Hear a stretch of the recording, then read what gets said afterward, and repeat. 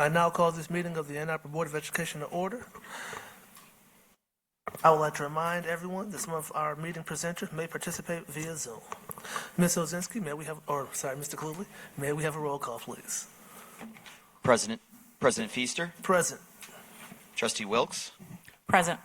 Trustee Schmidt, Present. Trustee Basquette, Yes. Trustee Norton, Present. Trustee Muhammad, Here. and Trustee Wilkins. Here. We have a quorum. Thank you very much. I would now like to introduce the non-voting member at the table, Jazz Parks, Superintendent of Schools. Thank you, President Feaster. All right, it looks like that brings us to 1.4. That is a moment of silence in memory of Jade Browning. Did you want to say anything, Superintendent Parks? Yes, thank you, President Feaster. It is with deep sadness that I share the news of the sudden passing of Jade Browning, a rising seventh grade student at Clay Middle School. Jade was a beloved member of the AAPS school community who also attended Logan Elementary School and Westerman Preschool and Family Center. Jade was a bright light, always showing up with a smiling face. She had a strong group of friends and was always there to support them. Jade was on the cheerleading team and could be spotted doing TikToks after dismissal with her friends. Her beautiful spirit will surely be missed. We extend our heartfelt condolences to Jade's family, friends, teachers, and all who knew and loved her. Thank you, Superintendent Parks. We'll now have a moment of silence.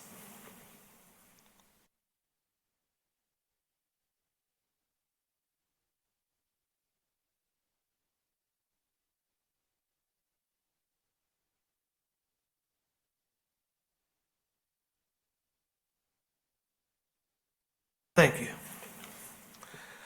That brings us down to 1.5, which is our land acknowledgement statement. And I will ask any trustee, if they would like to read the land acknowledgement statement. I know Vice President Wilkes often does it. All right. Take your time. We acknowledge that the Ann Arbor Public School District occupies the ancestral, traditional, and contemporary lands of the Anishinaabe, Three Fires Confederacy, the Ottawa, Ojibwe, and Potawatomi. The taking of this land was formalized in a process alien to Native cultures by the Treaty of Detroit in 1807. The Ann Arbor Public Schools recognizes that many other Native peoples lived on this land at different times, including the Fox, Sioux, Shawnee, Kickapoo, Miami, Muscatoon, and Cherokee, many of whom were forcibly removed from their homelands.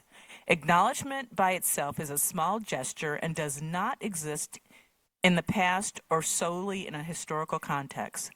Colonialism is a current, ongoing process, and we understand our responsibility in educating students about our participation.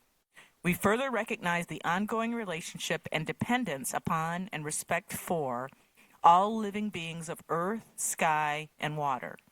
It is our responsibility to care for this land, and we honor with our deepest gratitude the Native people who have and will continue to steward it for generations. Thank you, Vice President Wilkes. I believe that brings us down to approval of the agenda. Trustees, you have been provided with the agenda in advance. Are there any changes or additions needed?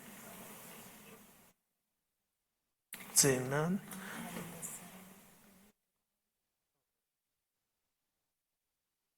I believe we need to add the settlement agreement to the agenda. Where should we put that? I thought that was under 12.1. Under what? 12.1? Are you talking about board action? Oh, I'm sorry. I didn't hear you. The settlement agreement. Oh, the settlement. Oh. Yes. Added under. So 12. So we'll add a 12.2. Yeah. Okay. Thank you. All right. If there's no other changes, I'd entertain a motion to accept the agenda as amended. So move. And second? That was supported by Vice President, or moved by Vice President Wilkes and supported by Trustee Schmidt. Any discussion? I'm sorry. Yes. Do we have something to look at for that? I believe we were told we had a resolution. Settlement agreement? Or, Is that in diligence or somewhere? And diligent, yes. Okay, thank you. All right. If there's no other questions, Mr. Cluley, please. Trustee Norton, Yes. Trustee Wilkes, Yes. Trustee Basquette, Yes. Trustee Schmidt, Yes. Trustee Wilkins, Yes. President Feaster, Yes. Trustee Mohammed. Yes. Thank you, Motion Mr. passes 7-0. Thank you, Mr. Cluley. That brings us down to public commentary. The board would like to remind everyone that individuals who have signed up for the public commentary will have their name called and will be given an opportunity to speak. Commenters will receive up to 4 minutes, and the public commentary period will be limited to 45 minutes. When your name is called, please come forward and speak at the microphone. To help manage your time, a clock will be placed on the screen in front of you. We would like to remind everyone that public comments generally pertain to Ann Arbor Public School District matters. Comments about any individual or individuals are expressly prohibited. Also, please understand that the board members do not respond to public comments, but we will listen carefully and will follow up as appropriate. Mr. Cluley, how many do we have signed up for this evening? We have 7 signed up this evening, so each will get 4 minutes. Thank you, Mr. Cluley. First up is Ray Smith.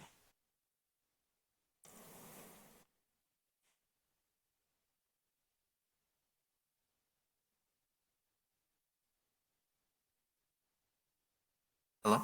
Hello? Hello. My name is Ray Smith.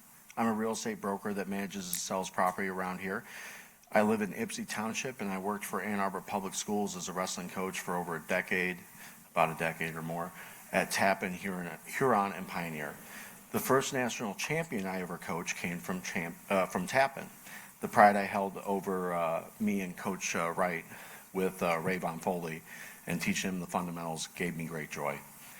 Ann Arbor Public Schools used to be the crown jewel of the Michigan public education system.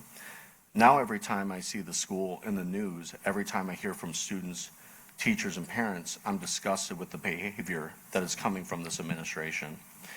We have a finance department and a comptroller that couldn't properly do math and missed millions of dollars. Yet I see no one is fired. Disgusting. The kids in Skyline have told me that an elevator in the high school is broken and the classrooms may have to be moved around for students that have disabilities. You can't even keep an elevator running. Pathetic. I've had parents and students tell me that their child was pulled from the district because of how badly the buildings were falling apart. Yet I see an over-budget administration who has underperformed in every measurable metric possible. You live in one of the most educated cities in America, and yet you are one of the lower-paying districts for teachers in the area. The stories I've heard and witnessed with how teachers, coaches, and other support staff boils my blood. These people are your frontline workers. They are the people that spend the most time with the children, and yet you throw them to the wolves. You put these people in positions where they cannot win, and then you chastise them for being in the very position you are responsible for. This administration may have fumbled its way into a historic failure. Ann Arbor Public Schools may be the 4th district in the state of Michigan to have a teacher strike. Ann Arbor can now join the ranks of Flint, Detroit, and Grosse Pointe when it comes to educational management. This is my next point. I created a legal tool as a means to expose and correct behavior. When Crimes Are Legal.com, hosted by Anchorman Ray, I want to interview teachers, parents, and even students with their parents present on the absolute terrible state you guys have left this district in. I want to bring national shame to the plight that you have put these students through. If teachers who are not under contract are forced to go on strike, the damage to the district could be permanent, but clearly the damage that you are inflicting to the district is also permanent. This damage that is inflicted on the district, either to incompetence or someone profiting off of the careless mismanagement of the properties that have been bestowed to you by the people of Ann Arbor. Your anchorman Ray here intends to do an investigation and find out what the administration's malfunction is. Quite a few contractors are getting rich off your garbage tier behavior. We have parents, teachers, and students that deserve better work than clearly any of you can provide.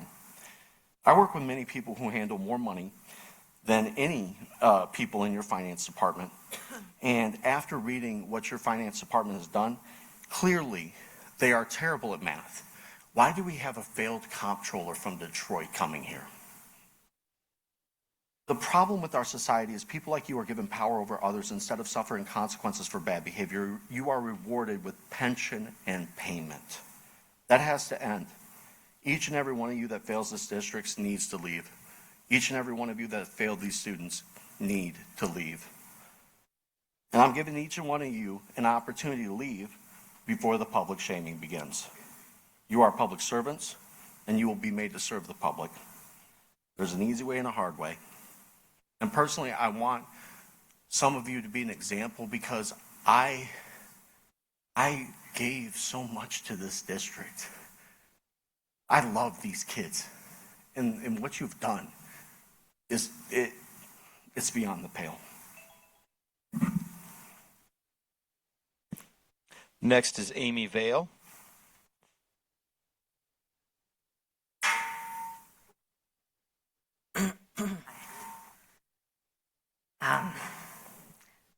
So thank you for the opportunity to speak with you today. I'm Amy Vale. I've been teaching at Pioneer High School for almost 30 years. I'm also a parent of 2 rising juniors at Pioneer, as well as a 2023 graduate. So my comments today regard Central Administration's proposed cell phone policy in the high school for next year. My understanding is that the current proposal is for a classroom-only ban. And this is the cell phone policy I've been following in my classroom since the pandemic, and last year was the semi-official policy at Pioneer. Districts in neighboring communities and across the country are adopting policies for phones to be off and away all day, not just classroom bans. And many states are making this the law, including states like Ohio and Indiana that used to support classroom-only bans. So why does this trend exist? And it is because classroom-only bans are better than nothing, but they just do not work well. And this is why I and many teachers in the district support off and away all day policies. You may hear that teachers were asked for their input and that they support this classroom-only ban. The call for this input was on a Google form that gave us only the opportunity to comment on the current classroom-only ban. In order for me to endorse the off and away all day policy, I had to basically commandeer a question and go off script. And so it was not really an opportunity to get legitimate feedback from teachers. The NEA did, however, survey teachers nationally, and 83% of teachers support cell phone policies that cover the entire school day. So we don't have survey data for AAPS teachers specifically, but I'd like to offer just a few reasons based on my years of experience why off and away all day is a better plan than the classroom-only ban. So here are just some of the problems that I've personally encountered over the years. So classroom-only bans use up the finite resource of teacher energy. Because students are using phones in between classes, teacher must every day, every hour, with almost every student, enforce phones to be away. It can be done. I've been doing it. It's exhausting, as any parent who's tried to limit their kids' screen time knows, and now multiply that by 150. Classroom-only bans dip into another essential and finite resource, relationship capital. So every day I'm standing at the door, instead of saying, how was your basketball game, your new haircut is really cute, I'm saying, stow your phone, stow your phone, stow your phone. And it can be routinized, but trust me, you ease up for even a couple days and you're right back to doing serious enforcement. And so it's no surprise that many teachers, especially young and inexperienced teachers, give up. When I walk through classroom halls at Pioneer and I look into classrooms because I'm nosy, I see kids on their phones. Classroom-only bans lead to exponentially more enforcement points and more gray areas, which leads to inconsistent enforcement across classrooms and even within classrooms, and allows an opportunity for inequitable enforcement due to cognitive bias. Classroom-only bans mean a loss of instruction time, both in the beginning of class, when you're enforcing and pulling kids out of their cell phone-induced brain fog, and at the end of classes. And I wish you could just all watch students like stampede toward their cell phones at the end of class, and you'll see how much cognitive space just the presence of their phones and the possibility of being reunited inflicts on our kids. Classroom-only bans mean that more students are roaming the halls for opportunities to be on their phones. I asked one of our community assistants how many of the students in the class during class time in the halls are on their phones, and they said nearly all of them. But perhaps most importantly, in between classes and during lunch, the vast majority of students are either solely on their phones or they're connecting to their peers via their phones. So we're going to be sharing today some other teacher comments, but those are mine. Thank you for listening. Thank you. Mary Beth Sunsera.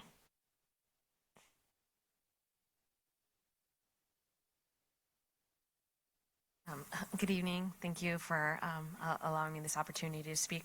I'm Mary Beth Sincera. I've been a teacher for 17 years, teacher in Ann Arbor for 7 years, also a mother to a 4-year-old. We don't live in this community, but as a teacher, I have that opportunity to send my child here, and the use of cell phones and technology in class is a major factor in whether or not I choose to send my kid here. I echo a lot of the same sentiments that Amy mentioned. I don't believe that the Google survey that was sent out truly reflects and gave an opportunity for teachers to speak to their experiences. I personally know that every single teacher I've spoken to, the cell phones are a huge problem and probably the greatest problem that we're facing. There are some comments here that I'd like to read verbatim from AAPS teachers. Even with building-wide policies and classroom rules, phones are still being used and are a huge distraction. It is taking a lot of my teaching time to enforce the phone rule every day. Where I stand by my door and check every day students' names with their phone slots, they still lie and tell me they don't have their phones, or they wait for me to get distracted and get them. It is simply not feasible to enforce a truly phone-free classroom in a way that lets me teach and not babysit the phone all class. I am an AAPS teacher, and I believe that phones have no place in our classrooms. We currently have a rule to keep them in lockers. Many students do not. Phones are in pockets where staff can see them, yet students refuse to hand them over. Imagine if in the 90s, schools permitted students to carry a cart with working telephone, camcorder, radio, Walkman, VHS player, walkie-talkie, chat rooms, magazines, etc., that has unlimited access to a wide variety of materials and media, including those labeled as inappropriate. This is what we are permitting. Smartphones and watches are being used to bully, keep drama going throughout the day. Kids can no longer leave social issues at school and are a major distraction that cannot be monitored. I have witnessed firsthand how damaging cell phones are in the educational environment. Some students simply don't relinquish their phones, though they are asked to do so at the beginning of every period. I have repeatedly watched teachers pause their instruction to remind kids to put their phones away or to confiscate them themselves. This kind of policing in the classroom is not only disruptive to the learning of everyone, it creates moments of confrontation that I believe are slowly chipping away at the positive relationships students have with their teachers and their peers. There are many more comments that I invite you to read. I know that personally speaking, some of the worst experiences that I've had teaching in Ann Arbor Public Schools have been from phones in the hallways. I'm just asking you as a tired mother and teacher to please do something that we know is best for students and will support our teaching staff, especially without having a contract, to stand up and do what is best for students and families. Thank you. Thank you. Kristen Glazner.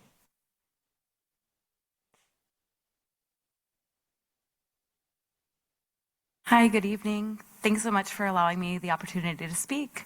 I'm Kristen Glasner. I'm the mom of 2 kids in AAPS. My daughter, Elliot, is a rising first grader at King Elementary, and I have an almost 3-year-old at home. I'm also the co-lead of Screenwise Ann Arbor. This evening, I'm here to discuss the cell phone policy proposed by AAPS leadership, and I want to acknowledge what the proposed policy got right. The recommendation that elementary and middle school students keep their phones off and away all day is meaningful and an important step, and we thank you for that. We urge the board to consider that it be backed with an enforcement plan that actually works in practice, because we've heard from many teachers that the current backpack strategy isn't working in keeping phones out of the classroom. I also want to highlight that where the policy falls short is in our high schools. Under the draft, high school students still need to put their phones away during class, but during lunch and passing periods, phones are allowed. You've heard from teachers tonight about why that doesn't work for the classroom, and I want to also share why it doesn't work for families. As a parent, I've committed to delaying smartphones and social media for my children until at least high school. I've signed a parent pact here in Ann Arbor, similar to the National Wait Till 8th campaign, and we're actively working to help other AAPS families make the same commitment, school by school, grade by grade, so that no family has to say not yet alone. This fall, we're launching a parent pact across all of AAPS, with parent captains already in place. But this only works if the school district is working with us. We've heard some school board members ask why the district should have stricter cell phone policy when it's the parents who are buying smartphones for their kids. Isn't it really the parents' responsibility? We agree that it is. Parents have an important role to play, and that's exactly why we've created a parent pact. But this is a collective action problem that no family can solve alone. Parents and schools have to be on the same side. And for this to work, parents need to be part of the conversation about what this policy looks like. Not just teachers, staff, and students, but the families who are navigating screens at home every single day. The proposed policy gives elementary and middle school families a clear, consistent message that smoke phones are not a part of the school day. But the moment kids reach high school, that message changes. Parents who have held the line for years and delayed smartphones all of a sudden hear their kids say, "Mom, everyone else at school has a phone. What about me? And I don't want my daughter to be the only one in the lunchroom without a cell phone." Now imagine off and away all day, from kindergarten all the way through graduation. The pact and cell phone policy reinforce each other. Parents who have committed to delaying smartphones can actually follow through on their commitment, and kids have an opportunity to build real friendships without phones mediating every single interaction. That's the community we're trying to build. We've heard from the governance committee that this policy is largely what schools have already been doing in AAPS. If that were working, then there wouldn't be so many parents and teachers here this evening and throughout the last year who have come to speak with you on behalf of this issue. We're asking you to extend off and away all day through high school, much like many other districts across the state who have chosen to take a stronger stance on cell phone policy, and make sure that enforcement at every level has real teeth, that is equitable and clear, will work for teachers and students alike. Parents are ready to take responsibility, and we're asking you to meet us halfway. Thank you. Emil Handelsman.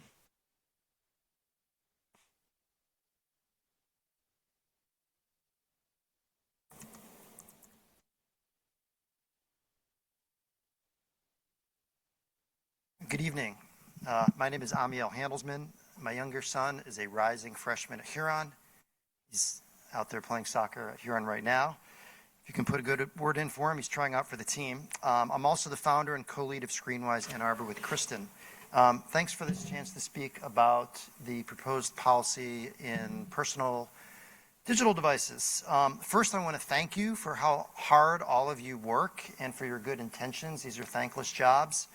And they're also very complex issues, and I like to say that we're working together, learning together, and also working together. So here's my quick take on the proposed policy, similar to Kristen, with a slight difference.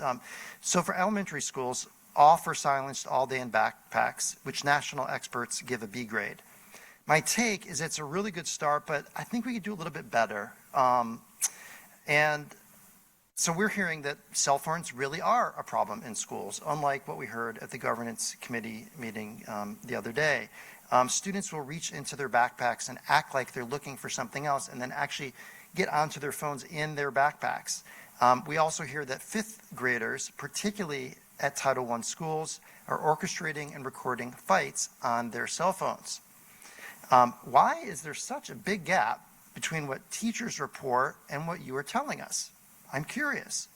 Also, have you considered something we asked for in the fall, which is bell-to-bell with secure device storage, which experts give an A grade, in which elementary students give up access to their devices for the full day using folders or pencil envelopes? Middle schools, Kristen mentioned this. This is a good choice for now. With the teacher contract situation, it's not a great time to introduce locked pouches, which takes some training, but we hope that when the climate changes, you'll upgrade the policy to something that is more significant. High school, silenced and put away during instructional time. National experts give this a C grade. They gave Michigan a C grade. My hope is that our district can earn more than that for the high school level. So what we've asked you to do is off and away all day for now, and then once teachers have a contract, move to secure device storage. So let me ask you some questions about this. Did you consider off and away all day for high schools? Did you ask teachers what they thought about it? At least 2 of them said no. Enrollment.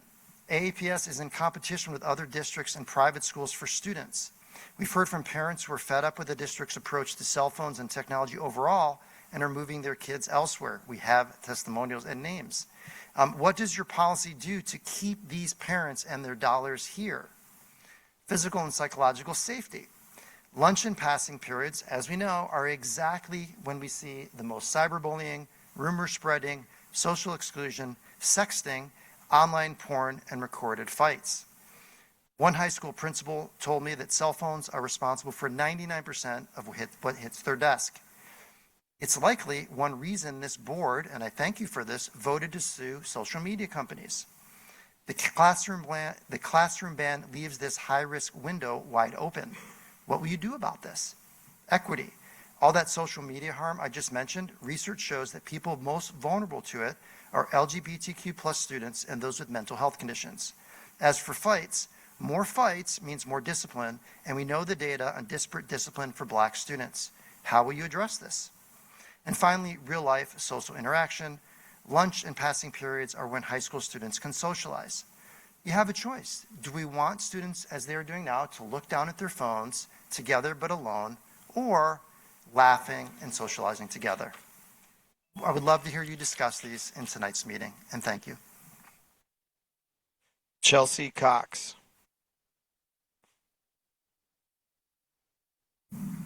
Good evening. Thank you for the opportunity to share my perspective on what I see as a critical turning point for AAPS technology policies. We're entrusting you with a decision that can help improve, I believe, mental health and academic achievement for thousands of students and children, and can potentially improve teaching conditions for hundreds of educators in AAPS. So tonight, as my friends and colleagues on the in Screenwise mentioned, we asked the board to approve an off and away all day policy with confiscation consequences across all grade levels and all schools until a stronger bell-to-bell ban policy is feasible. My name's Chelsea Cox. I have a background in high school special education, social work, and a doctorate in health behavior and health equity from U of M. I'm also an AAPS parent of an incoming kindergartner and a rising second grader.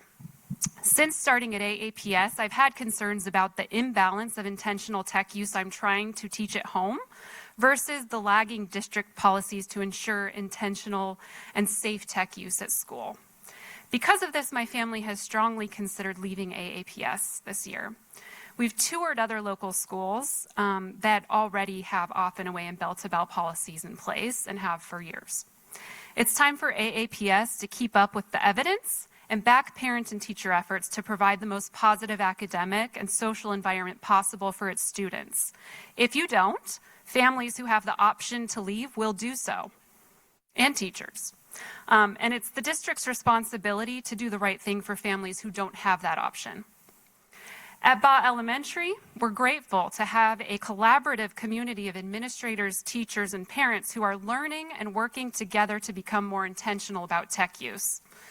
This past year, we worked with Screenwise Ann Arbor to pilot a parent pact with our 1st and 4th grade families at Baugh. You may have heard of the Wait Until 8th movement. Similarly, the parent pact that's gaining momentum in Ann Arbor is a pledge that families make together to delay smartphone and social media use until at least high school. This spring, Baugh parents and teachers worked together to communicate about the parent pact to 1st and 4th grade families. And within days, we had 50 families sign the pledge. This fall, Screenwise Ann Arbor plans to expand the pact to the rest of Baugh and all of AAPS schools based on the pilot's success. Parents are quickly gaining awareness of the negative implications of smartphones and social media use among our children, and we're doing something about it, taking collective action. We need your partnership to ensure the boundaries we're setting at home are being met with the responsible and clear boundaries being set at school. Kids don't need phones during the school day, and they deserve a safe and inclusive academic environment where they can focus on learning and building relationships. For now, an off and away all day policy starting in elementary school and especially through high school will help facilitate this and support efforts being made at home by families already. Our family has decided to stick with AAPS for this next school year because of the partnership we have felt with Screenwise and our BA community, and because we remain hopeful that the district will do the right thing to back our efforts and serve the best interests of our children and teachers. We're taking our share of the responsibility and respectfully ask the board, respectfully ask the board and the school district to take its share. Together, we can help all AAPS children learn and develop socially without the distraction of personal and peer devices. Thank you. Thank you. Jennifer Oldham.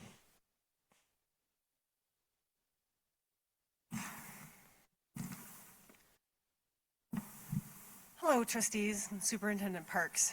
It will not surprise you in the least bit that I am here also to advocate for a bell-to-bell cell phone policy. Before I do, I want to thank you for your service. The work of being an advocate on behalf of specific policies is pretty straightforward. The work of governance, the work of making a public entity, a school system, work in Michigan's restrictive school finance system is hard and heartbreaking. I know we're decades into cuts to the school system, and I thank you for taking on such a big role. And I know that most of you have come into the role of being on the board and taking this level of leadership only in the past few years. Stepping into the kind of crises that this district has experienced, particularly in the past 3 years, is a lot, and I am very grateful to you for doing so. The value that leads me to be here to talk about cell phones is that we, as adults, need to protect our children and our teenagers. No single direction was given to me more often by my K-12 teachers than pay attention. Quality attention is what cell phones, social media, and other notifications take from all of us. Again and again, I read research that says the quality of human interaction increases the farther removed from our phones we are. That the most satisfying way to spend time with people you care about is without your phone. For 25 years, software developers have used strategies taken from casinos to increase engagement with their platforms. They have taken strategies tied to gambling addiction and built them into the software in our devices. Variable reinforcement schedules, repeated cycles of uncertainty, anticipation, and feedback. Adults struggle with cell phone and social media addiction. Children and teenagers suffer more. I've watched my own teens' friends be distracted by their phones during precious in-person hangout time. When my teen asked her friends to leave their phones in their coats, they shrugged, "Okay, it's your house." Getting ready to leave 3 hours later, they agreed, "You know, your mom is onto something." A friend accompanied an international high school music trip here, and they said no phones all day. They took the phones away, they gave them back for a little bit of time at night, but they were phone-free all day. At the end of the week, they asked the kids, "You know, what was the best part of this international music trip for you?" The answer? Interacting with each other without phones. Horvath's The Digital Delusion is the best summary of the research on cell phones in school that I know of. His recommendation is bell-to-bell, no phones, preferably with dedicated storage or locked pouches. Strictly enforced bell-to-bell off and away is the next best and arguably easier to begin with policy. School is a carefully engineered community and environment for learning. AAPS should join the many forward-thinking schools in protecting student attention and learning by banning cell phones from the first bell to the last bell. Thank you very much. That concludes public commentary. Thank you, Mr. Cluley. We appreciate hearing from our community. The board would like to thank everyone who spoke and shared their comments tonight. Ms. Parks, are there any points of clarification? Yes, obviously, we will be discussing the first briefing on the cell phone policy this evening, addressing many of the comments today. One that I do want to clarify was, I believe, our first commenter about the financial state of the district and failed comptroller. The district doesn't have a comptroller, and we don't have anyone in the department who fits that description. And when the budget crisis became apparent several years ago, it was independently investigated, as trustees know, and the community too, because that report is public. And it was found that the root cause of our financial difficulties began many years ago, predating our current CFO, our current finance staff, myself. And so I do want to clarify that important detail. Again, we had that, as you know, at your direction, that the budget crisis independently investigated. And so I thought it important to just share and remind the community that that has occurred several years ago, and that report is out there publicly. Thank you, Superintendent Parks. I believe that brings us down to community feedback. Trustees, I would like to call your attention to the community feedback for this meeting. And that brings us down to reports of association. Mr. Cluley, do we have anyone here from AAEA? If not, I do see Ms. Arthurs here from our other union. Yeah, I'm not seeing anyone from the AEA, so. Okay. Ms. Arthurs, Where? please.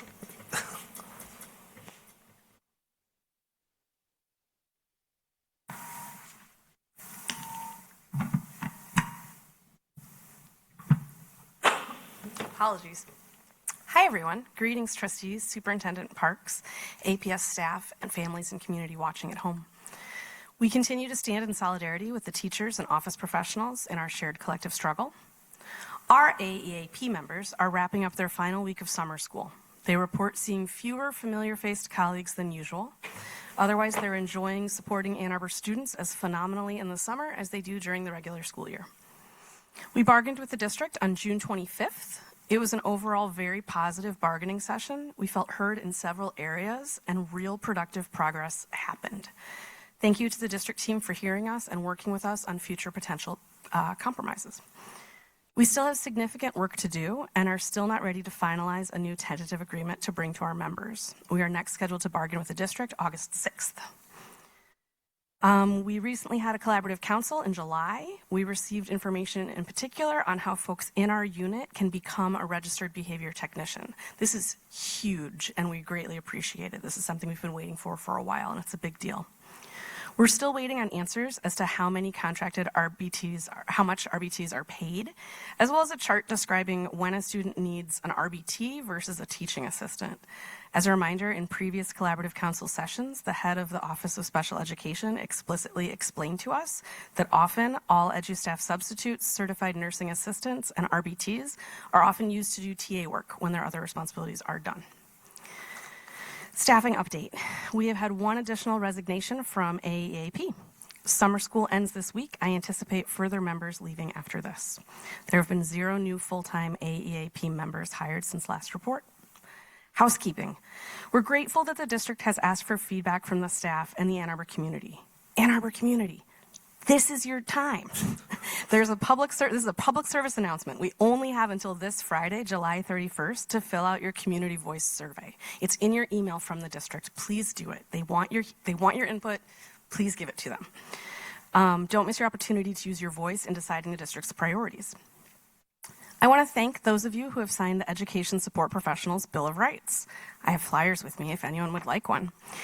As a reminder, over 55,000 education support professionals across the state of Michigan need your help. You can learn more about the campaign and increased saving standards, raising minimum wages, and more at mea.org/BOR-endorsement. One goal I want to make sure you guys know about, of the ESP Bill of Rights is a need to work to respect the work that we do. through compensation, reflecting the importance of the work we do daily with children in public schools. We're asking to be respected not just in a way of kind words, but in pay that reflects the reality of our work. The cumulative inflation rate in Michigan over the last 10 years, mid-2016 to 2026, is approximately 33.4%. ESPs are long overdue for more than just a minimal cost of living allowance. A living wage is needed for families to thrive. That means that typically the inflation averaged 3 to 4% per year, while most raises were kept under 3% or significantly less per year over a 10-year period. This keeps retirements low, pensions low, all of those things. In Ann Arbor did an incredibly large percentage increase of our entire salary table in 22-23. Other than that, all of the increases have been 2% or less each year. Because a percentage is very little and it's a little hard to picture, I wanted to share a couple of statistics. Salary schedules can be confusing. It's easy to look at ours and think that most of us make $36,000 a year.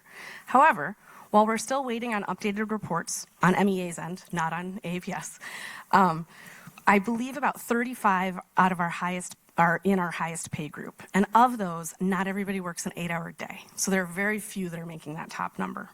The majority of our unit, about 200 people, make closer of the full-time, make $23,000 to $24,000 a year. MIT's cost of living calculator for the city of Ann Arbor shows the living wage for one adult with 0 children to be $25.30. For one adult with 1 child, it is $42 and $69 an hour, $42.69 an hour, and it just goes up the more children you have. These changes if you're in a home with 2 adults working, but still has anyone with children needing to earn a minimum of $24.31 per hour. Our hourly wages in the lowest pay group, where most of us are, they started like this. Here's my visual aid, because some of us are visual learners, and that's helpful. In 2016, 2017, we made our lowest pay group. So this doesn't mean a lot of our union goals focused on giving step increases to higher steps. And they increased a lot of pay rate to people who had been here a long amount of time. So I'm not saying other things did not happen. I'm just trying to show you the starting wage of our lowest pay employees, which are the teaching assistants that we're in this huge staffing shortage right now. So that's why. But I don't want to minimize that there are a lot of other things that occurred during negotiations. I don't want to minimize that at all. Okay, 16-17, we earned $14.15 an hour. We then got a 1% raise. 17-18, we made $14.29 an hour due to our 1% raise. We then earned a 1.68% salary increase, bringing us to $14.36 an hour.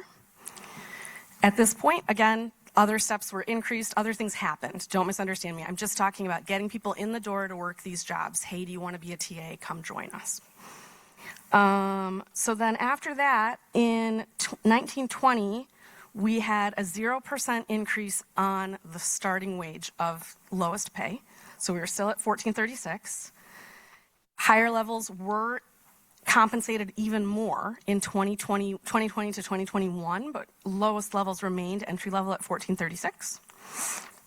21-22, our rate was $14.36. Self-contained TAs at this time were given a lump sum of $1,500 to understand that position required a little bit more physical, emotional labor, and just a lot. 2022-23. So this is a big deal. This is where our lowest pay group got a 14.90% increase, and the other pay groups got a 10.35% increase. Again, the self-contained TAs got a $1,500 lump sum in the fall. Our rate was now $1,650 for entry-level position. 23-24.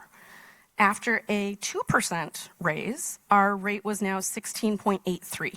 Again, other things happened in the contract. Don't misunderstand me. Higher levels were increased.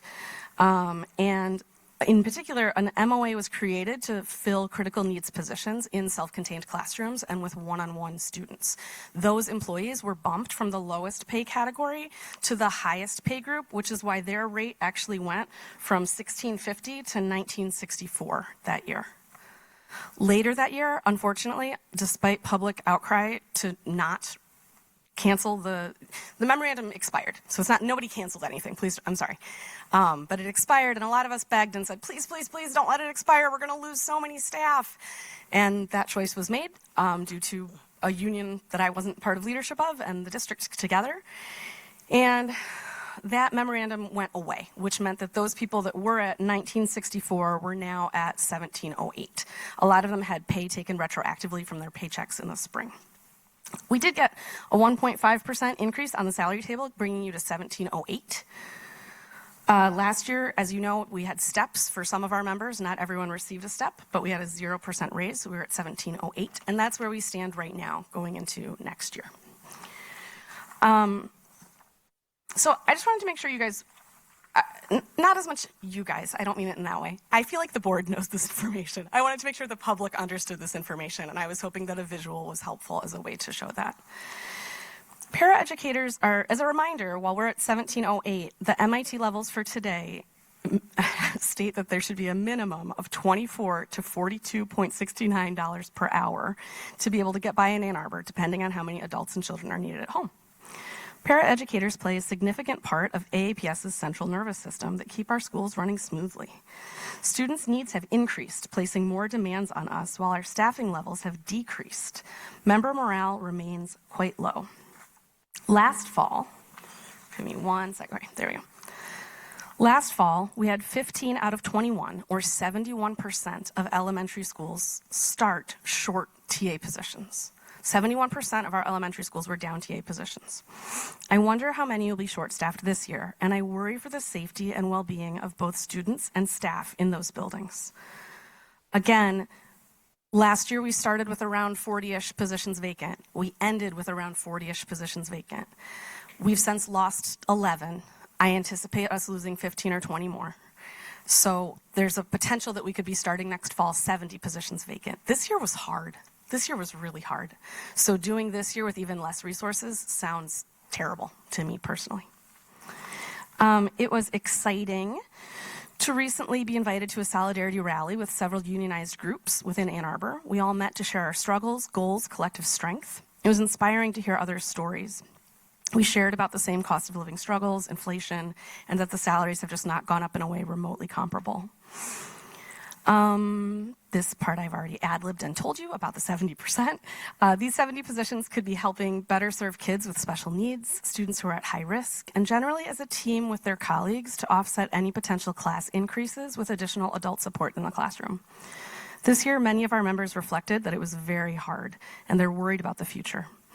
Our unit has always been one of the best word-of-mouth advertisements for the district. I remember when I was hired after subbing in a building and several other teaching assistants said that I would really like this job. And I do. Sadly, none of us are saying that right now, and our students deserve better.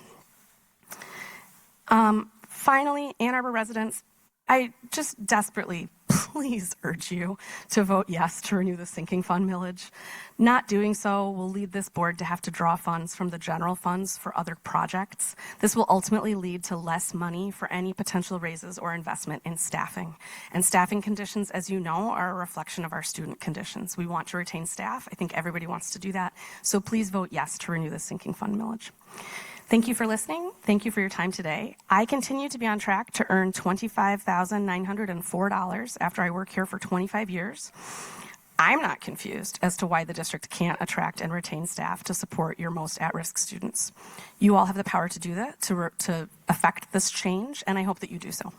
If anyone's interested in learning about the ESP Bill of Rights and getting a flyer, please see me afterwards. Thank you so much. Thank you, Ms. Arsworth. Mr. Cluley, do we have any groups signed up for this evening? We do not. Thank you. I believe that brings us down to board committee reports. And it looks like the governance committee is first on the agenda. The governance committee met on Monday. Sorry. Here we go. Met on Monday, July 27th, around 12 p.m. We discussed the cell phone policy that we will be reviewing, that our staff took a lot of time putting together, and we thank them for that. We also We also discussed our meeting for today and set the agenda for today. And we also had some brief conversations and set meetings for August 3rd and August the 17th to set future agendas. Any questions, trustees? Okay. Seeing none, I believe that brings us down to the finance and planning. And I believe that is still Trustee Basket. Thank you, President Feaster. The Finance and Planning Committee met on June 22nd. You will see the first briefing items that we covered. Trustees, anything else you want to add? Thank you, sir. Thank you, Trustee Basket. And I believe that brings us down to number 8, information and the superintendent update. And I will turn it over to Superintendent Parks and ask her for her update, please. Thank you, President Feaster. Just a brief update this evening. Here at the end of July, we continue to do our typical approaching the end of summer tasks in preparation for the return of our leaders at the beginning of August, and then after that, our staff and our students. We are in the midst of interviewing and hiring. We've got about 25 pending job offers out there, and many more interviews taking place. So we're excited to welcome new folks to the district as we continue to fill those positions. Additionally, I want to congratulate the students, advisors, and staff from Ann Arbor Public Schools on their success in the 2026 Health Occupation Students of America International Leadership Conference last month. This event is the Pinnacle HOSA experience, uniting more than 15,000 global participants in a multi-day conference and competition filled with learning, leadership, and celebration. Michigan students earned 70 top 10 finishes, with 2 AAPS students among the finishers.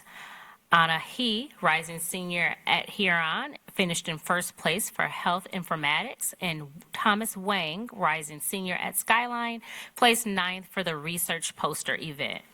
Michigan HOSA helps students explore healthcare careers, develop leadership skills, and gain real-world experiences that prepare them for future success. We are proud of the accomplishments of our students for their hard work and exceptional finishes on the global stage. Absolutely. Lastly, on July 20th, the Historic District Commission for the City of Ann Arbor presented an award for the erection of the historic marker commemorating the significance of Jones School from 1922 to 1965, when it was a primary elementary school in the Black community of Ann Arbor. The event was accompanied by a film titled There Goes the Neighborhood, which interviewed many who attended the school and lived in the neighborhood at that time. Since 1972, the Jones School has been community high school. The marker was a project shepherded by Jocelyn Hunter Young and other staff members at Community High School. Ms. Hunter Young emphasizes that this was a team effort that involved alums and other interested community members who worked to raise funds for the marker. It can be seen along Detroit Street behind the Community High School parking lot. I encourage everyone to visit the marker and learn more about the significance of Jones School. And that completes the updates today. Thank you, Superintendent Parks. If there's no questions, that moves us down to first briefing. And we're at 9.1, new policy 5900, student personal electronic device cell phone policy. And I'll invite the team to come up and introduce the policy that they've drafted for our consideration. Thank you very much, President Feaster. As Dr. Hayward and Ms. Alston come forward and get ready and get their slides up, we'll just kind of briefly touch on the fact that we've been working on this cell phone policy, which is a start for the board's consideration. We anticipate your healthy discussion and feedback this evening, which the team and I will take back and make any adjustments at that time based on your feedback. But this work is reflective of our administrators' engagement with their staffs and their students, which both Ms. Alston and Dr. Hayward will talk about more. I've made her a Mr. Dr. Hayward will talk about more. So I'll turn it over to the two of them at this time. Thank you, Superintendent Parks. Good evening, trustee and community. Mr. Cluley will be sharing the slide deck shortly with you, and we will go through these slides and answer any questions that you all have. The policy is a recommendation, and it's based on our current practices in our schools that currently exist. And tonight, we're just going to be presenting the district-wide policy on cell phone and personal device use, developed with input, as Superintendent Park said, with input from our principals, staff, and students. And so on this slide, we have the law. This is the Y, right? And so the Michigan House Bill 4141. And our goal is to codify the language with board policy as required by this law. This isn't discretionary. It's something that we have to do. I want to explain plainly that starting with the 26-27 school year, that the law requires us to put this in place. And our interpretation of the law is that during instructional time is during classroom time. And so we'll go over to the next slide. Here's our purpose, and our purpose is really to set a clear, consistent expectation for personal devices, including cell phones, during the school day across all of AAPS campuses. Our rationale is that we know that unmanaged devices, they can get in the way of student learning, right? It can pull the focus away from classroom instruction. It can disrupt student learning. It raises safety concerns. And so those are things that we want to avoid in our schools. So our recommendation is to continue with current practices in our schools that have not been found to be problematic. To ensure consistency and follow through, however, we want to introduce the policy that we're sharing with you tonight. Next slide, please.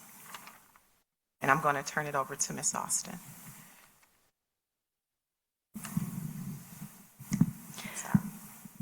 So, can everyone hear me okay? Yeah. Okay. And so this slide really depicts that we were intentional around the expectations for cell phone and personal device use, and it's divided up by levels: elementary, middle school, and high school. And I'll speak to the elementary ones. So in thinking about elementary, it was important that we highlighted that the devices or personal cell phones were off and silenced in backpacks.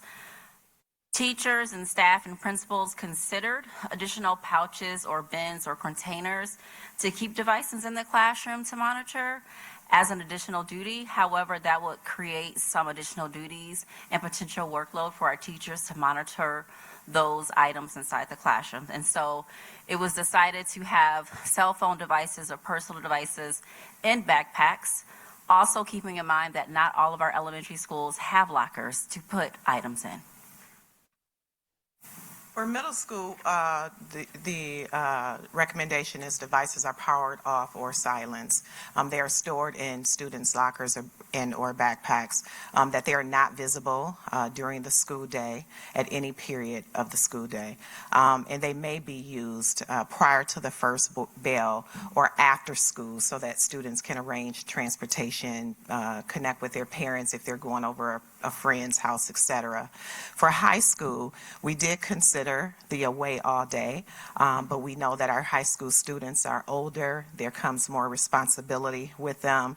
Many of them have jobs. They communicate with their employer, their parents throughout the day, especially if they're responsible for their younger siblings and picking up younger siblings. There can be changes.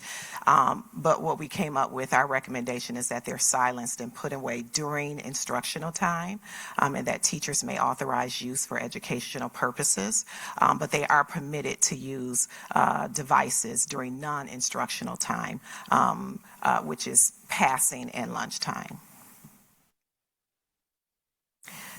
Next slide, we will talk about the engagement process. All right, so it was important for us to engage with our teachers, our staff, our principals, our leaders, and our students. And this engagement process was active through various input methods and multiple channels. And so when we speak about staff engagement, there was conversations, there were surveys and structured discussions at our staff meetings, which included teachers as well as itinerant staff members. And the focus in those conversations was around instructional impact and hearing staff raise concerns about safety, distraction, and also equity. Our Roberta or Dr. Hayward and I. We also met with our principal leaders on multiple occasions during our level council meetings, where our principal leaders brought the feedback back to us that they were able to receive from their students and also from their staff, which also guided the recommendation that we have before you today. I'm going to touch on our student engagement from a wide range of K to 12, thinking about what was most developmentally appropriate. Some of our schools engaged our students in surveys. Also, our principal leaders met with their student council teams or their student leadership teams or their student equity teams or focus groups. And we also heard from our students that their concern was also around focus on safety and fairness. Go to the next slide, please. The other area we want to highlight is the ongoing principal engagement, which was just not top down, as I shared before. It really did involve multiple voices, staff, teachers, and students. And so, as I said before on the previous slide, the engagement process was continual and the information was brought back to us, given the recommendation that we're making to you today. So here is the board recommendation, and you have a copy of this slide deck. If you click on the actual white space, it will take you to the board education policy recommendation that we are recommending to you all tonight. We are recommending that the Board of Education adopt policy 5900 for student personal electronic devices. If you go to the next slide, we'll get into some of the key revisions. And so when you think about instructional use, high schools, again, used during non-instructional times, halls, lunchrooms, et cetera. Elementary and middle schools, devices are put away all day. Privacy and recording, no recording of students or staff without permission, strictly prohibited in locker rooms, restrooms, offices, nursing areas, counseling spaces, et cetera. Accommodations, expectations, students with documented accommodations where it's outlined in their IEP, 504, or health plan. Of course, we will make sure that they are using the devices that they need as learning tools. Safety and emergencies, administrators may authorize or restrict device use during times of emergency. Parent caregivers are always encouraged to contact the school office for urgent communication, but we know and we've heard from principals that oftentimes parents, especially in our high school, are not contacting the school office. They contact their students. They do not call the school for the most part. Confiscation, secured by staff, returned at the end of the day. And it's progressive discipline. All that is in the documents that you have. The policy explicit in terms of a graduated plan in terms of compensation. We want to make sure that the first time a student have a cell phone out, that we give them a warning, right? Because we believe in our students. We know that students make mistakes, and we don't want to go to a consequence right away, if you will. We want to give them the benefit of the doubt, right? We forget as adults sometimes, and so it's obviously our students are going to forget. It would also take more time if we, the first time we saw the phone, we took it away. That's going to take more time for any staff, right? Because then you're going to get into a match with the student. I didn't mean to have it out. It's a whole conversation. When really it can just be a warning. Put your phone away, right, for the first time. So it's graduated, and so that's what it's a progressive discipline model that we have here: verbal warning, confiscation, parent guardian notification, loss of privileges if we get to that point. Next slide, we'll talk about implementation steps in a timeline. All right, so I'm going to walk you through this timeline that you also have in front of you. So July, August, we are here to provide this recommendation for Policy 5900 to address cell phone use and personal device use. August of 2026, having the policy in place, should the board decide for this policy to come forward. We will communicate that with students, staff, and our families and our teachers. The first day of school is right around the corner, August 31st, and so we will have a full implementation of 5900 policy. And then we plan to do an annual review to get more feedback and to continue in the engagement process. And so we will do an annual review of how the policy is working or not working in our buildings. And the next slide will just show you a draft example of what the flyer could potentially look like that we put in all of our buildings. We will certainly translate the materials in other languages, but they will be posted throughout. And we will have multiple modes of communication like we do with any other communication. So communication around the policy would come in the back to school communication plans, curriculum, capsule nights, the superintendent's message, our Facebook page, our website, all the things that we do to over communicate, particularly because this will be a new policy in place. And so we will over communicate it, over communicate it, over communicate it. And the next slide is the final slide. And so I think at your tables, you have an example of the flyer. Did we print those? No? Okay. Well, if we will get you one if you want to see it up and close and personal. But it's just a draft, you know, we welcome your feedback as we present this recommendation to you. There's also a copy in Diligent. Thank you all so very much for the presentation. We greatly appreciate your hard work on the draft policy, and thank you for it. Trustees, before we allow them to sit down, do we have any questions to them about their draft policy? Vice President Wilkes. Yeah, okay. Thank you, President Feaster. First of all, thank you, Dr. Hayward and Ms. Alston for the presentation on this draft. So I just wanted to, first of all, say a little bit, and then I'm going to ask you, well, I want to ask, it's been suggested that passing time and lunch time are considered instructional time. Can you address that? Because again, it has been suggested that it is instructional time, and I just want to clarify. Passing time is considered instructional time for the purpose of student accounting, and that's in the state student accounting handbook manual. Based on our research, for the purpose of instructional time in the law, it does not include passing time. Thank you. Okay, thank you. Trustee Muhammad? Yeah, thank you for putting this together, and I'm sorry I missed the governance committee meeting on Monday. I was going through procedure, so I have my questions for today. So I try to look at the data. So I know you presented how, like, there was some surveys, focus groups, questions. Is there anything to report out? Like, is there data from the surveys that was provided, like by, that the teachers filled out? Was there like a written report about what these focus groups and discussions, like what, because I know this is based on, but I'm not seeing the information. So we didn't put together a report. Our principals, through the course of a few of our level councils, and level councils is when we as EDs meet with all of our principals. So they come here, we have a meeting. And so we were giving them, Ms. Austin and I we were discussing cell phone policy. We were giving them some to-dos. And so they were going back, talking to their staff at staff meeting. Some of them sent out surveys, some of them met with focus groups, etc.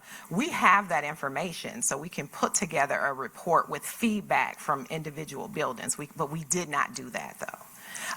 The goal was that they would get that information, elicit that information from their team, and then when they came back to us for those couple of months after that, they worked in groups. So each level worked in their group and made revisions based on the information that they got from their stakeholders. So, yes. It would just help to see like how much support, especially when it comes to our teachers having to be the first the first people to see these cell phones, and how they feel about kind of the stepwise approach of the actions when they see a cell phone. Do they prefer to just take the cell phones away immediately, or do they want to do a warning? It just would help just to see where, or even if you can describe like overall, do you see support, or were there any issues that came up during these discussions? Sure. So the reason why we didn't do a report is because it wouldn't have been consistent. We didn't prescribe them information to go back and share with their staff and their students. They went back and they did it in a myriad of ways, right, in terms of collecting that qualitative data. If we would have came up with one survey and then said, now disseminate that, then we could share that with you, but we did not do that. I can tell you, just based on looking at the 3 comprehensive high schools, some of the comments were students are generally compliant. Many students do a great job with the policy. The phone isn't a distraction anymore. And this is staff, I'm sorry. Distraction moved from phone to computer. Most comply. Student using cell phones during class is definitely down. Students are more present. When students comply, it works. Not all students comply. Kids are much more focused. It's working well. Those kind of comments. But principals asked a few questions. Did you hear more about, like, because the concern is during lunch and passing time, what I've been hearing, especially from, like, parents, kids and stuff, is the concern with, like, cyberbullying, bullying, fights being recorded. I mean, has that stuff have come up, especially in our high schools? So I can tell you that in the high school, I think I spoke with the principal one time this school year about a fight being recorded. That is not the norm. Now, what does happen, and it doesn't happen often, is we know that students utilize their social media accounts outside of the school day. Sometimes that can come and interrupt the learning during the school day. When principals and teachers are aware of that, principals investigate it because we don't want to have those issues. Do they occur? Yes, but it's not to the point where it's problematic. There's some one-offs where there's a fight. I think it was in a middle school, and it was recorded. But that is not the norm. I also want to speak a little bit to your question, Trustee Muhammad, about warning versus kind of immediately taking the phone. We did have some discussion about that. And one of the things that we talked about as we talked about that component in particular was we don't want to put our staff in a position of getting into power struggles with students, right? And a warning as opposed to, oh, I see it, immediately take it, no questions asked. We felt set up power struggles between adults and students, and we want to negate that. It gives both parties an off-ramp to avoid a power dynamic struggle. Additionally, what you'll hear more about when we bring forward the student advisory report that we didn't get to in the spring that we'll bring next month.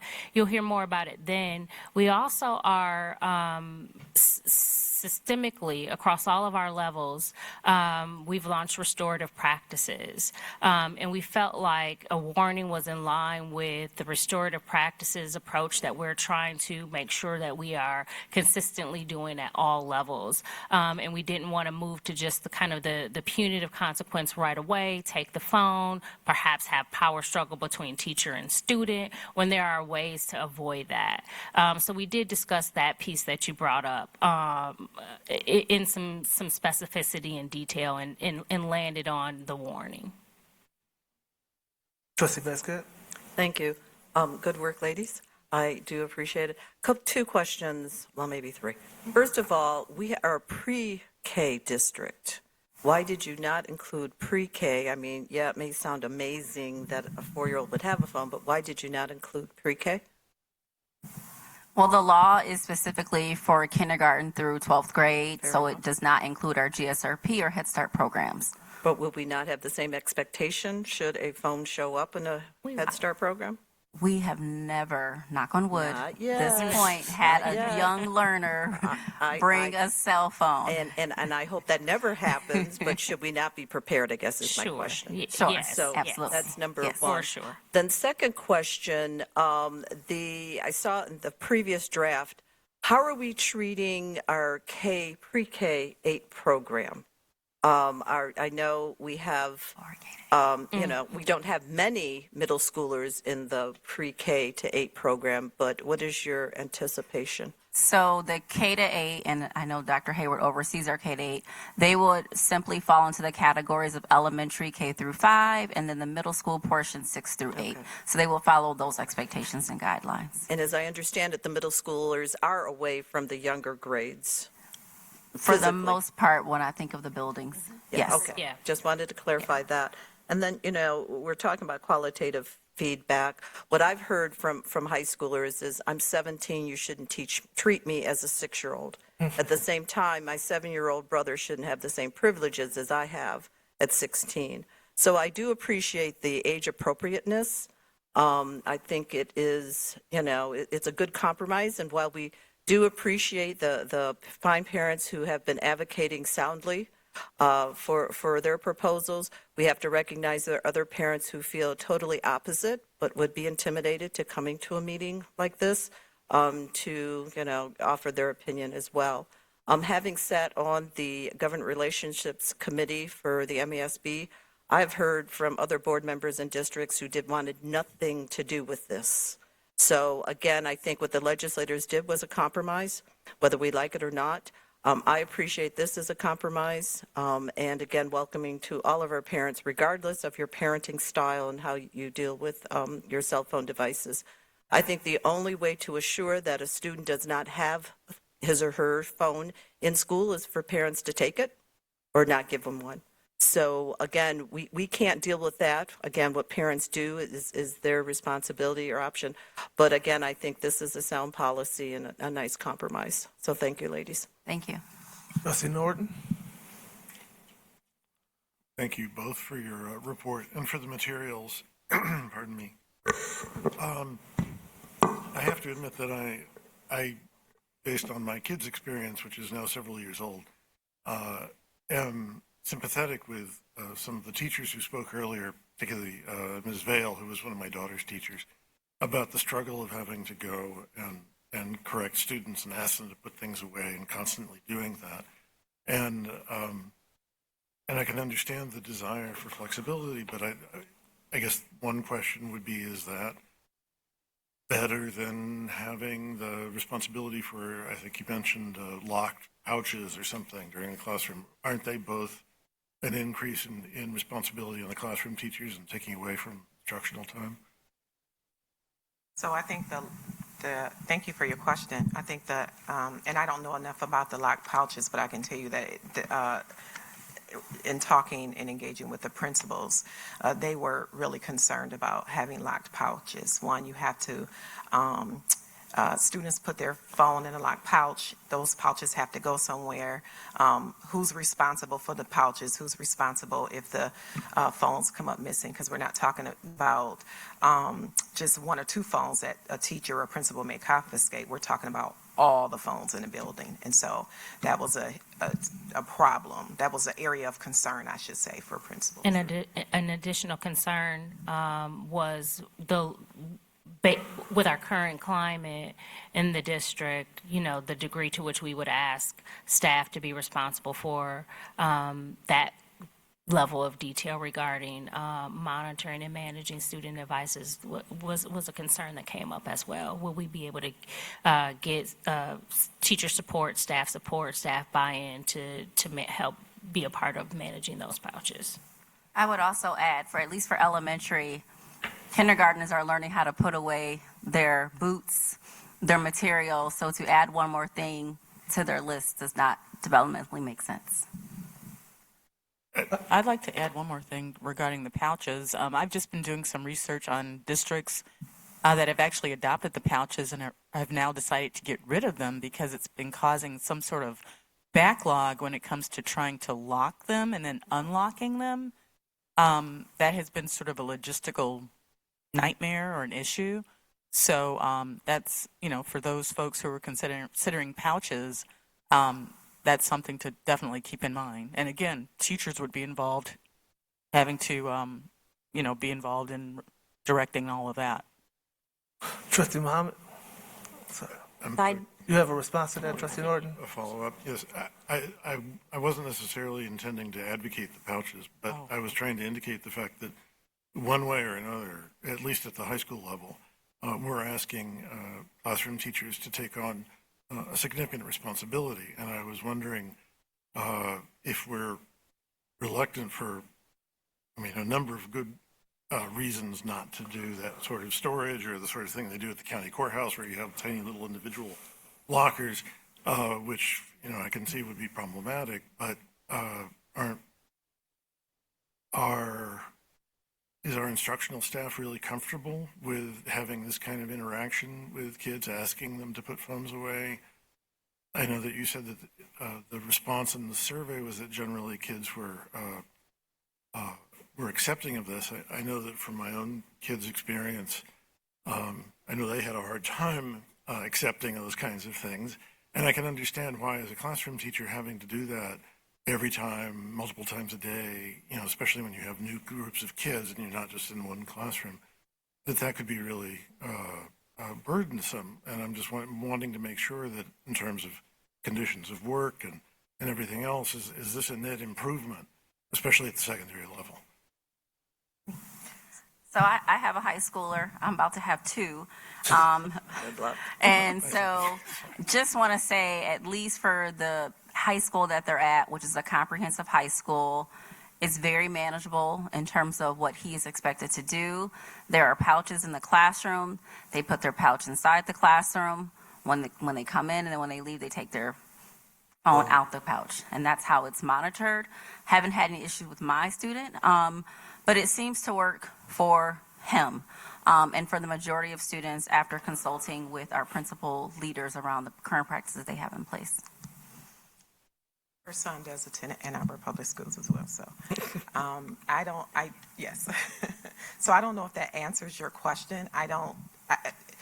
Teachers are currently I was just about to say, maybe it's a clarification that this is the current practice. Yes. So this isn't, the policy recommendations aren't new things that we are asking teachers to do or staff to do in our schools or students to do at the high school level specifically. I was just wondering if this was an opportunity to remove friction that is causing, that might reasonably cause some discontent. Trustee Muhammad, then Trustee Wilkins. So about the verbal warning, first of all, how is that being documented and enforced? Because, is that, and then how is everything going to be tracked? So if someone gives them a verbal warning for a student, is that going to be documented in their records so that they know, okay, now, so what's the process of how this is going to get escalated and documented? And my second question is how that annual review is going to look like, and hopefully it's data-driven. Do we see a decrease or, you know what I mean? So I'll speak on elementary. So a verbal warning is a verbal warning for our learners. It's an opportunity to correct a behavior. And so it's not tracked because we don't want to track verbal warnings with our youngest learners who are still learning how to do school, whether they're in kindergarten or fifth grade. So no, we're not going to ask teachers to track a verbal warning. Again, that's a potential workload. We're giving them an opportunity to learn. We might kneel down, have a conversation with them, whatever it might look like in the moment. Now, if it becomes a pattern, so maybe 2 or 3 times, or a third time, then it can be documented by the teacher to communicate that back home. If it's even more excessive, it's an opportunity for the teacher to talk to the administrator, to involve the administrator. And so it would be a case-by-case example in terms of what it looks like. But again, we don't want to make this punitive. We want to make it a learning opportunity for our students. And I'm sure Dr. Hayward will talk more, but even at secondary, verbal warnings, unless it becomes a pattern, aren't something that we note every single time we talk with a student about behavior or whatever the case may be. But if it becomes a pattern, we do. But I don't know if you have more to add. We are engaging with students, right, and their youth. And so we don't document verbal warnings. We look at it as lessons learned, right, and we want to teach them. And so we don't, and not consequence them initially. Patterns of behavior, that's different. And so we have office discipline referral forms. If teachers are confiscating the phones, they would turn it over to an administrator. Parent phone calls, et cetera. When we get to that level, then we're documenting those things in PowerSchool. But initially, no, we wouldn't. I think that's where my concern is that it's not consistent, and now you're putting everything on the teachers to decide, okay, how many verbal warnings are we going to give this one student when they see? And then we do know that there are sometimes inequities of how discipline, I mean, we're seeing that even within our data. So that's why I'm just trying to think of how do we not put everything on the teachers to decide, well, how many warnings are we going to give this one student? But then this student, they had one warning and now we're going to compensate, take back their, so that's what I'm trying to figure out is how do we take that, empower the teachers to be like, this is the process and apply it consistently throughout. I agree. That's our, I was just going to say, I agree, because that's our eternal struggle about a great many things, not just cell phones, right? And so cell phone would be, but one of those areas where, how do we ensure that consistency? So we agree. And in the draft recommendation, it says a verbal warning. So now it doesn't say if that's per teacher, right? If I'm a teacher and I give a student a verbal warning, right, and then they get another verbal warning in another classroom, that's up to that teacher, right? We want consistency. If they came back in my class the next day and with the cell phone out, then according to the draft recommendation, that the phone will be confiscated. So while it's been up to the teacher, if you will, in the past, again, codifying the language will bring consistency, we hope. So, Trustee Beckett, you have something on this issue? Yes. Okay. I was just going to say, I think it's a matter of understanding what the ground rules are, period. Teachers and staff take corrective action with students all the time. And as parents, we know some kids are knuckleheads and it takes a little more than other students. And I think while we should be concerned regarding inequities of applying discipline, we also have to allow some flexibility. Again, some teachers can tell a student once and it's resolved, and some teachers have to do it in different ways in order to get that corrective action and that learning to happen. And I think we just need to acknowledge that. That's something, Trustee Wilkins? Yeah, I had a couple of questions. And then Trustee Schmidt. Thanks for dealing with all of our questions Absolutely. here. I want to visit I have a question about the discipline part of it, or consequences part of it. But first, I want to add to what Trustee Norton is saying about the limited discussions that I've had with teachers have all the overwhelming, all of them have said it's a chore. High school teachers have said it's using up instructional time to police these phones. It's something that they'd rather not have to do.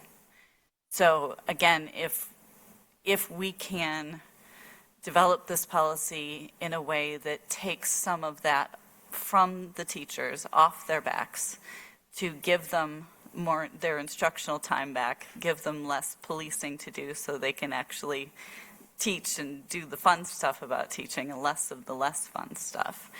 And I'm wondering every high schooler has a locker. I know they don't ever use them, but they do have a locker that locks. And I'm wondering if it was discussed, or if it could be discussed, if the policy includes putting it in the locker during non-instructional time. So then it makes it harder for them, right? So if they do know that they need to check in with their parents at lunchtime, then yeah, they're going to have to go to their locker and get their phone during lunch and check it during lunchtime. But it puts one more kind of barrier in there, like, oh, I'll just go to lunch and talk to my friends because none of them are going to take the time to go get their phone either. So it just kind of makes it a little harder for them. It's not us spending any time on pouches and it takes, again, it would be less burdensome. So you're still going to have kids trying to sneak their phones into classrooms, but you're going to have that anyway, but hopefully it would be fewer of them, right? Because they're going to have to go all the way to the second floor to get their phone if they have to, or whatever, that kind of thing. But I'm hoping, or I'm wondering if any of that was thought about, if there was anything given to that idea. In terms of, just so I understand you, having high school students place their phones in a locker versus on their person? Yes. So we talked about that. In some of the student feedback, I saw students were saying that, for middle school, students don't really put their phone in their backpacks or their locker. They keep it on them. And I think that would be the same for high school. We don't obviously know that it's on them because it's turned off or it's on silent and it's put away. But students themselves were saying most students don't do that. They keep their phone on them, right? And I think that would be the case at the high school. Principals think that it would be the case at the high school. And even if they went to their locker to retrieve their phone during passing time, who's to say they're going to keep it in the locker? But I think if I understand, I was hearing you say, Trustee Wilkins, is that something that we could talk about, go back and talk about? If we explore the possibility of that specifically, Right. Even with the feedback that we've gotten. Yes. So, yeah, we can do that. I mean, middle school, it looks like it's already, the lockers are going to be the expectation. Yeah. So could we also have that expectation for the high For high schoolers? school, right. If we're not, it's a different kind of compromise. Yes. So it's not bell to bell. So I hear you about the reason to not do bell to bell for those older students Yes. is to give them some responsibility, like Trustee Basket was saying, to trust them with more responsibility, just like we do with our teenagers versus our younger kids, right? But again, if they're going to keep it on their person and just keep it silenced, that may pose a situation with the teacher where the teacher's going to have to confiscate or give that verbal warning and go according to that thing. But hopefully there'd be less of it. Yeah. And it would show that we're trying to support our teachers. We're trying to make it easier for them to teach and not giving them one more thing that they have to deal with every day. Or, Yeah, we can go or back. give them one less thing if they're already Yes, doing this in the high school. absolutely. Yeah, Our I hear teachers that. do a lot. Yeah, we can certainly go back and talk with our school teams about that. Yeah. For sure, yeah. I saw Trustee Schmidt, then I saw Trustee Norton and Basket. So logistically, having taught middle school and high school, the idea that high schoolers, I'm trying to understand your suggestion. I'm just trying to put it into how that would work. So students would come in the high school, we would ask them the policy says though, not during instructional time, and teachers have caddies in their rooms, right? Or not? Our 3 comprehensive high schools, they all have pocket charts in their rooms where Okay. they ask students to. So put if their those phones. caddies are there, they're not putting them in their lockers. And it's crazy that they don't use their lockers, right? I see at the middle school, they drag all their stuff around with them, even though we say you can't have a big backpack and your coat and all this. Because they would have to go into school, go put it in their locker, then go to class, and then run to their locker to go to lunchroom. And I don't know. It's a hassle for teachers. It's a hassle, and it's a hassle when we don't all work together. To me, that's one of the biggest things, is that if I don't have my colleagues all on the same page with me, then I look like the mean teacher, and everybody wants to, have a good relationship with their students. So we get, we make a safe feeling classroom where students learn. So implementation is everything. I really lean towards a bell to bell to just have them out of sight. You're still going to have arguments. I don't care if we do only instructional time, if we do bell to bell. If we don't all do this together, it's not going to work.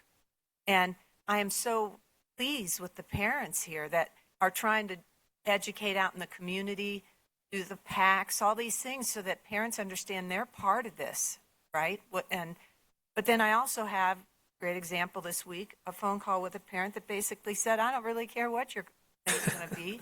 My kid's going to bring a bad, what do they call those phones? one that doesn't work. Burner phone? Burner phone, to put in the pocket because he's going to carry his phone. I mean, it's just like, oh my God, work with us here. So, I mean, I don't want to deal with it as a teacher every stinking hour where they have to put it in the pocket. And I've had friends that are in schools like that. So I lean towards as much as we can just completely say, we don't see phones. Is it not fair? Is it not equitable? You can always go into the office, maybe even go into a teacher's room and say, I really need to contact my parent. Do I have your permission to do that? So I'm not feeling real great about the policy instruction, what the state requires, because we're doing the minimal, what the state requires. The other thing I would say is no matter what we decide here, we're going to vote, not today, but at our next meeting. I had a really great conversation with a gentleman who's working with Angela Duckworth, who's doing national work on this, right? You guys have probably read about her. Brian Jacob, he's at the Ford School of Public Policy. It was very interesting to talk to him because we talked about the pouches, and he goes, right now we don't have evidence that those really improve achievement and some of the things people are hoping for, but we're trying to gather more information. And he said, hey, whatever you guys pass, if there's any way I can help, because I have trouble bringing in data for our studies, because they too want to find out what the best thing is. We should remember he's across the street, and he's willing to say, yeah, be great, we'll run focus groups for you, because that gives us more data. So whatever we decide, I think we need to continue to really look at it, what's working, what isn't working, and let's lean on these people that this is their wheelhouse. I mean, we don't have enough staff to do everything, and if we can use the experts to help us fine-tune this, but I lean towards the whole day on each, just the same thing at the middle school, at the high school. That's where I stand on. But I appreciate all your work that you've done. It's just that's where I'm at. Thank you. So we're going to go Norton, Basket, Wilkes. Then I have something I want to say. So let's do it that way. Thank you, Mr. President. I don't mean to hassle you guys. I'm coming at this with my first real exposure to stuff being the program that was announced by the American Federation of Teachers, devices down, eyes up, hands on, and Randy Weingarten, the president's speech on this, which I thought was really, engaging. But you both mentioned equity considerations of students who needed to have access to their phones sometime during the school day in order to make arrangements for work and various other things. I'm wondering if you could tell us more about that and what kinds of, if those needs could be served in some intermediate way without necessarily, in other words, could we have students not necessarily have them out, but still have access to that kind of thing? I don't know what the intermediate would. But could you talk more about those needs and how we might address it? Sure. As with the high school group, as we discussed the possibility of having the phones away all day, these are things that they came up with in terms of, but wait a minute, what about the students who have to care for their younger siblings, right? And the parents are contacting them throughout the day to say change up here, or you have to pick up such and such from school because they have fallen ill, etc. What about the students who are dual enrolled, right? I'm hearing from principals that they get communication from the schools that they're whether it's U of M, Eastern, Community, they're getting communication from those institutions. What about the students who work, right? And their employer is reaching out to them to see if they can come in early, or we don't need you today. So they're saying that there are parts of the day where students at the high school level, because they're older and they have a lot more responsibilities, should have access to their phone. And that's why they agreed overwhelmingly that in high school it should not be all day away. I can certainly understand, just from my daughter's experience at Pioneer, that going to and from her locker, which was somewhere in the distant, whatevers, that could be problematic. But it would be interesting to see if, if there's some midway point, or maybe it will work to have, if there's a district-wide policy that is announced and it's employed in the same in every classroom. It could be that maybe this wouldn't become as burdensome, especially as students who are coming up through the system who've been, already functioning under the rules for elementary and middle. I hope that that's the case. It's sort of a question of how do we balance these things? But thank you. You're welcome. Thank you. Basket, please, Trustee Basket. Thank you, sir. I think what I want to remind our colleagues is, although we have the staff, the school district has been dealing with cell phones for a few years now. We are coming to a point, and it may be that we're on the forefront of codifying expectations, and let's see where we are. We may have to do a change. We may want to do a change or not want to do a change. I think that's what the whole annual review thing is about. With our larger comprehensive schools, what I will remind my colleagues is our schools are physically large. And I remember as a student, I had a locker in D wing. I can't tell you how disappointed I was because my classes were all up on the second floor of C wing. And so when I got to school, again, I prepared for an all day, because I had, band in the one wing. And so I may not see my locker until the end of day. So that did require me to carry all that stuff, but that's the way it was. And I don't know how I ended up with D-Wing, but let me tell you, I was not a happy camper. But that was reality.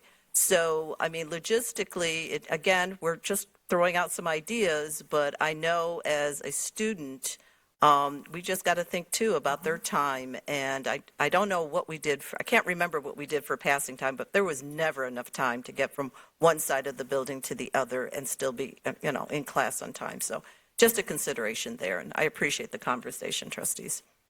Vice President, I'm sorry, go ahead. I was just going to say, to your point, Trustee Basket, we will have to think about the enforceability of the policy as well. And when you think about these huge high schools that we have, passing time, if we said you can't have your phones during passing time, how would you enforce that? You would need bodies in every hallway, every corner of the school to ensure that no one has their phone out. Absolutely. And I think we have to remember, too, communications have changed. Yes. I often hear, we talk about families wanting to connect with students. Well, sometimes it's the coach or the private tutor or the music lesson after school. So unfortunately or fortunately, it is a mode of communication that we as a culture now have adopted. I'm reminded that, people don't do emails anymore because I do. That's my preferred method. But, again, we're all kind of learning this together as a community. And again, I do appreciate, Screenwise taking, their pro-action. But as Trustee Schmidt said, there are some parents who aren't going to budge on this. So we have to, again, try to figure out a good compromise. Thank you. Vice President Wilkes. Okay, thank you. So I have a quick comment. So, as we consider a cell phone policy, I just think it's important that we have a policy that's practical and not too difficult to enforce. Most teachers currently have some sort of cell phone plan in place. Also, a policy that is fair and equitable, which we've been addressing. And the policy must benefit student learning and achievement. I believe that we've checked all of those boxes. So I just wanted to point that out. So a question. So when we drafted this policy, I think it's important that student voice is represented.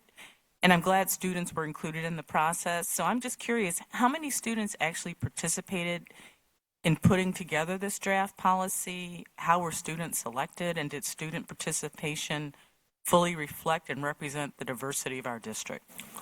That's a great question. I know for some of our high schools, they sent out a survey. And so any student wanted to respond. I think one school got a 430 students response.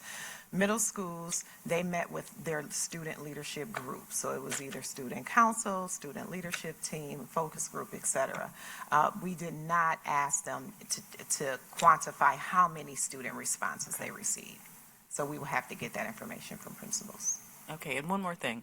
I'm hearing that smartwatches are more of an issue than cell phones, especially in the elementary schools. Can you address that?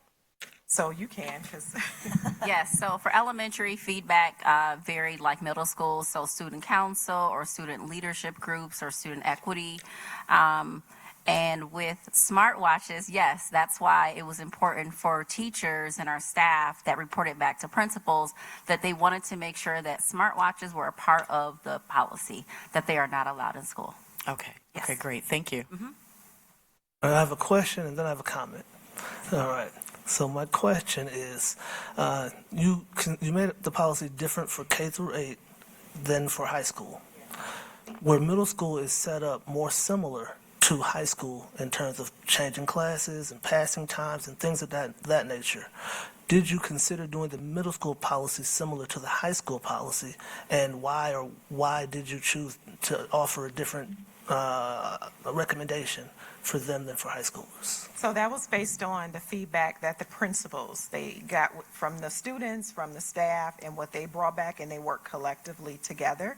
And it's also something that they currently do. Currently, at the middle school, you can use it before school, you can use it after school. So it's current practice as well. While the structure of middle school and high school is similar in terms of changing classes, the developmental levels are different. Where they are in their development.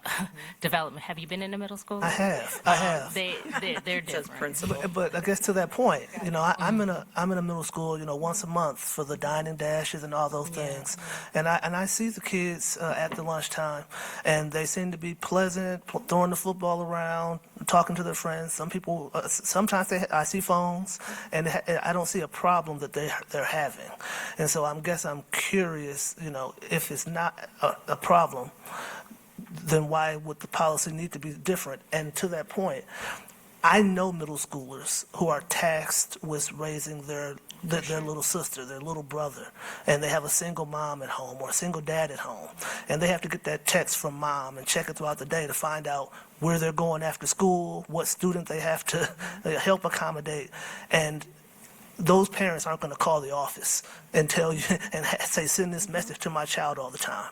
So in my community, I see that as an issue that could be a problem as a result of this kind of policy. And so I'm just wondering if those kind of considerations have been thought of. And, when you all see that child violating that policy, because they're going to violate it, how do we make sure that discipline doesn't hurt that child's ability to learn moving forward? And so that's a concern that I have. Okay. Yeah, I think by and large, for the middle school students, as a former middle school principal, and we had, device concerns. When I was at the middle school, I think you would see more students if it was allowed during passing and lunchtime. You would have more students, not all, right? The majority will follow the expectations, but you would have more students because of their developmental stage violate that and take it into classrooms. All right. And you all can stand if you want, but I have kind of a statement to my colleagues that I want to kind of offer. And so this is my thought, and maybe it's my legal training or my political science background, but I was taught when I was going through school, the idea when you passed a law or a policy was to find out what the problem is and then address the law to resolve the issue. To date, our administration has said there is no problem. They have said this has not been a concern. It has not been a huge problem. It has not been an issue. What they have in place now has been working just fine. And so that's an issue. Secondly, our union leadership has indicated that this is not a problem. They have told me directly that they have a formal mechanism by which teachers can complain and notify them of issues they want them to address with the district. And no one has brought up cell phones to them up to this point. So when we decide we're going to make a law or a policy or anything of that nature, and I know Governor Whitmer and our senators and representatives have determined we have to make some kind of policy.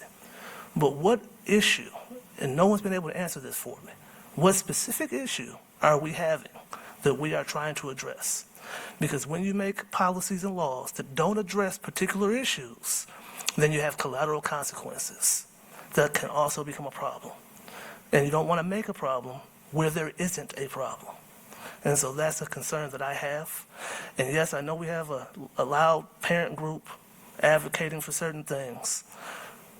But you have to acknowledge that we have parents who can't keep their hands off their cell phones while they're driving down the road, despite there being a law saying you cannot touch your cell phones. But we're going to expect our children to not touch their cell phones throughout the entire 8-hour day because we don't have a reason, just because there needs to be a policy. And so to me, that's a concern that needs to be addressed. And I saw Muhammad, Wilkins, and then Schmidt. So, so just looking at this, so first there's a lot of, and I understand there's a lot of different situations where, yeah, you're part of a, single family house, and you're taking care of your little siblings. There's going to be kind of one-off situations where we have to accommodate those. So I don't see that really, other than like if there was any special educational needs, but are there other scenarios where if they need to have a cell phone, can we give them some leeway? I'm supportive because I do see that there is evidence that shows that cell phones, especially when they have social media on it, when they're always on their screens, especially in younger kids and definitely middle schoolers, that it is impacting their mental health. I've seen it personally with my kid. There is bullying and cyberbullying happening. So I would say that I would think that the legislators are pushing something because there is evidence to show that there's some harm, but how do we fix it? I think that's why the state legislators put something in law that's like a little bit more flexible for us.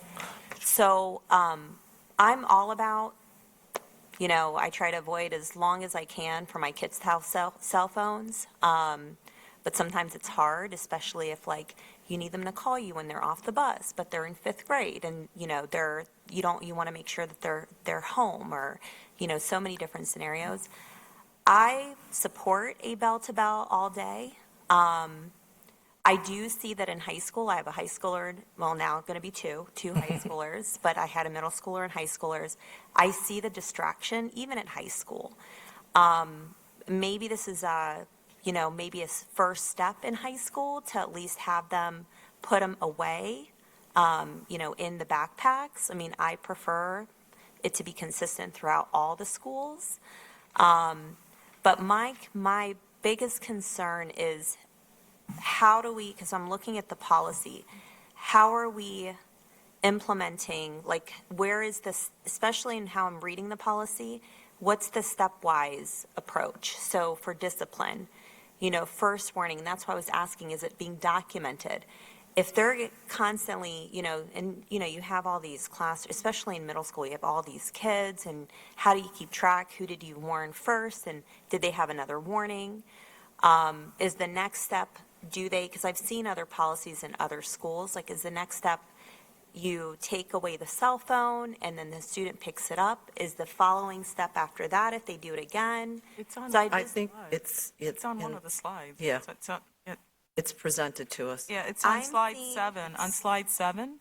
Yeah, consequences, progressive discipline, verbal warning, confiscation, parent, caregiver notification, loss of privileges, caregiver conference, device management plan. So I'm looking at the policy itself. But you were just addressing the discipline issue, and that's what I was responding to. So I'm seeing So if you look at the policy on page 4, okay. Item 9, it says consequences for misuse. Yes, so I'm seeing the violation of this policy may result in progressive disciplinary action, including, but not limited to. So that's kind of opening it up to, so it says verbal warning, redirection. So I guess the wording isn't, because it says it's also not limited to. So what is that, how is this being, for example, with the verbal warning, how is that being tracked? I guess it's not, I've seen it in other schools where the policy is very clear. This is step 1, step 2, because it says not including, So but we not changed the limited bullets to. to numbers? I think the answer is that it's not being tracked. I think they've already said that. So it's not being tracked as of right now. The verbal warning part. But it's also including, but it says including but not limited to. So Meaning what does that mean? They can do I'm worse. looking at this. They can do more. If they, May I just, Okay, maybe I'm reading hey, this. trustee Mohammed, Okay. you know, I think even if we didn't have a warning, as a teacher in a classroom, warnings are going to happen. right. So whether you put it in there doesn't I really know. matter because Right. we're trying to, and I love the expression that Superintendent Parks say, you try to find an off-ramp because you don't want to have a power struggle. Because, man, there's time. nothing worse than saying, okay, I need your phone. No. Yeah, you're giving You're it like, to going, you. okay, what do I do now? No, I You know? understand, So, but so it's going to happen whether it's written, but the fact that it's written may make it so that some kids will feel like, oh, if I forget or, you know, I'm not going to get in such huge trouble. I'll just, because some kids just, Setting Yeah. expectation. so is this a stepwise? Because how I'm reading it, it doesn't feel stepwise. So there's a verbal warning, redirection, or, so now you're giving two options, redirection or taking away the device. Then parent guardian notification is the third step. And then temporary loss of device privileges. What does that even mean?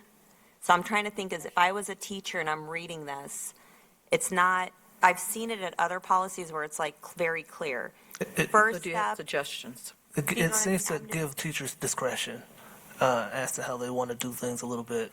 And if you're saying you don't like the discretion, that's then my then that's concern. a fair, you know, That's concern. my concern is that I feel like, again, because we have seen it in our disciplinary data, that there is inequities. And That's I'm before more, you impose cell phones. Wait and see what happens next. exactly, but if we already have it without this, so I would rather, my recommendation is having it very clear and consistent instead of providing discretion, because then you're going to put the teacher also in a position where they're like, It's a judgment call. yes, like, well, Every do day is a I judgment. redirect or do I take away the device? So Depends that's, on the I'm just trying to make it I know not everything's black and white. I know there's special circumstances, but I worry when it's not as clear and you're leaving it to the discretion of the teacher that's in the middle of, you know, trying to do something with the device. Trustee Wilkins?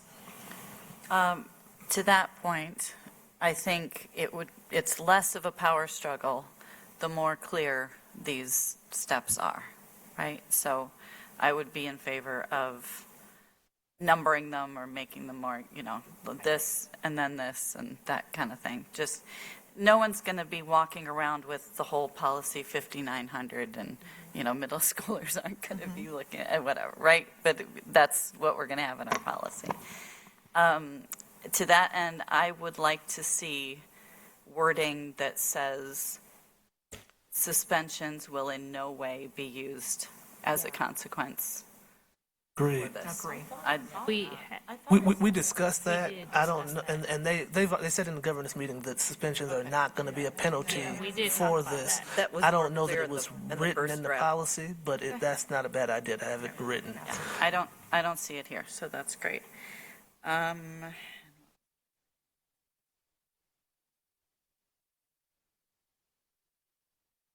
Oh, I've had, to your comment, President Feaster, with all due respect, we are hearing that this is a problem from our staff. We are hearing. I don't doubt that.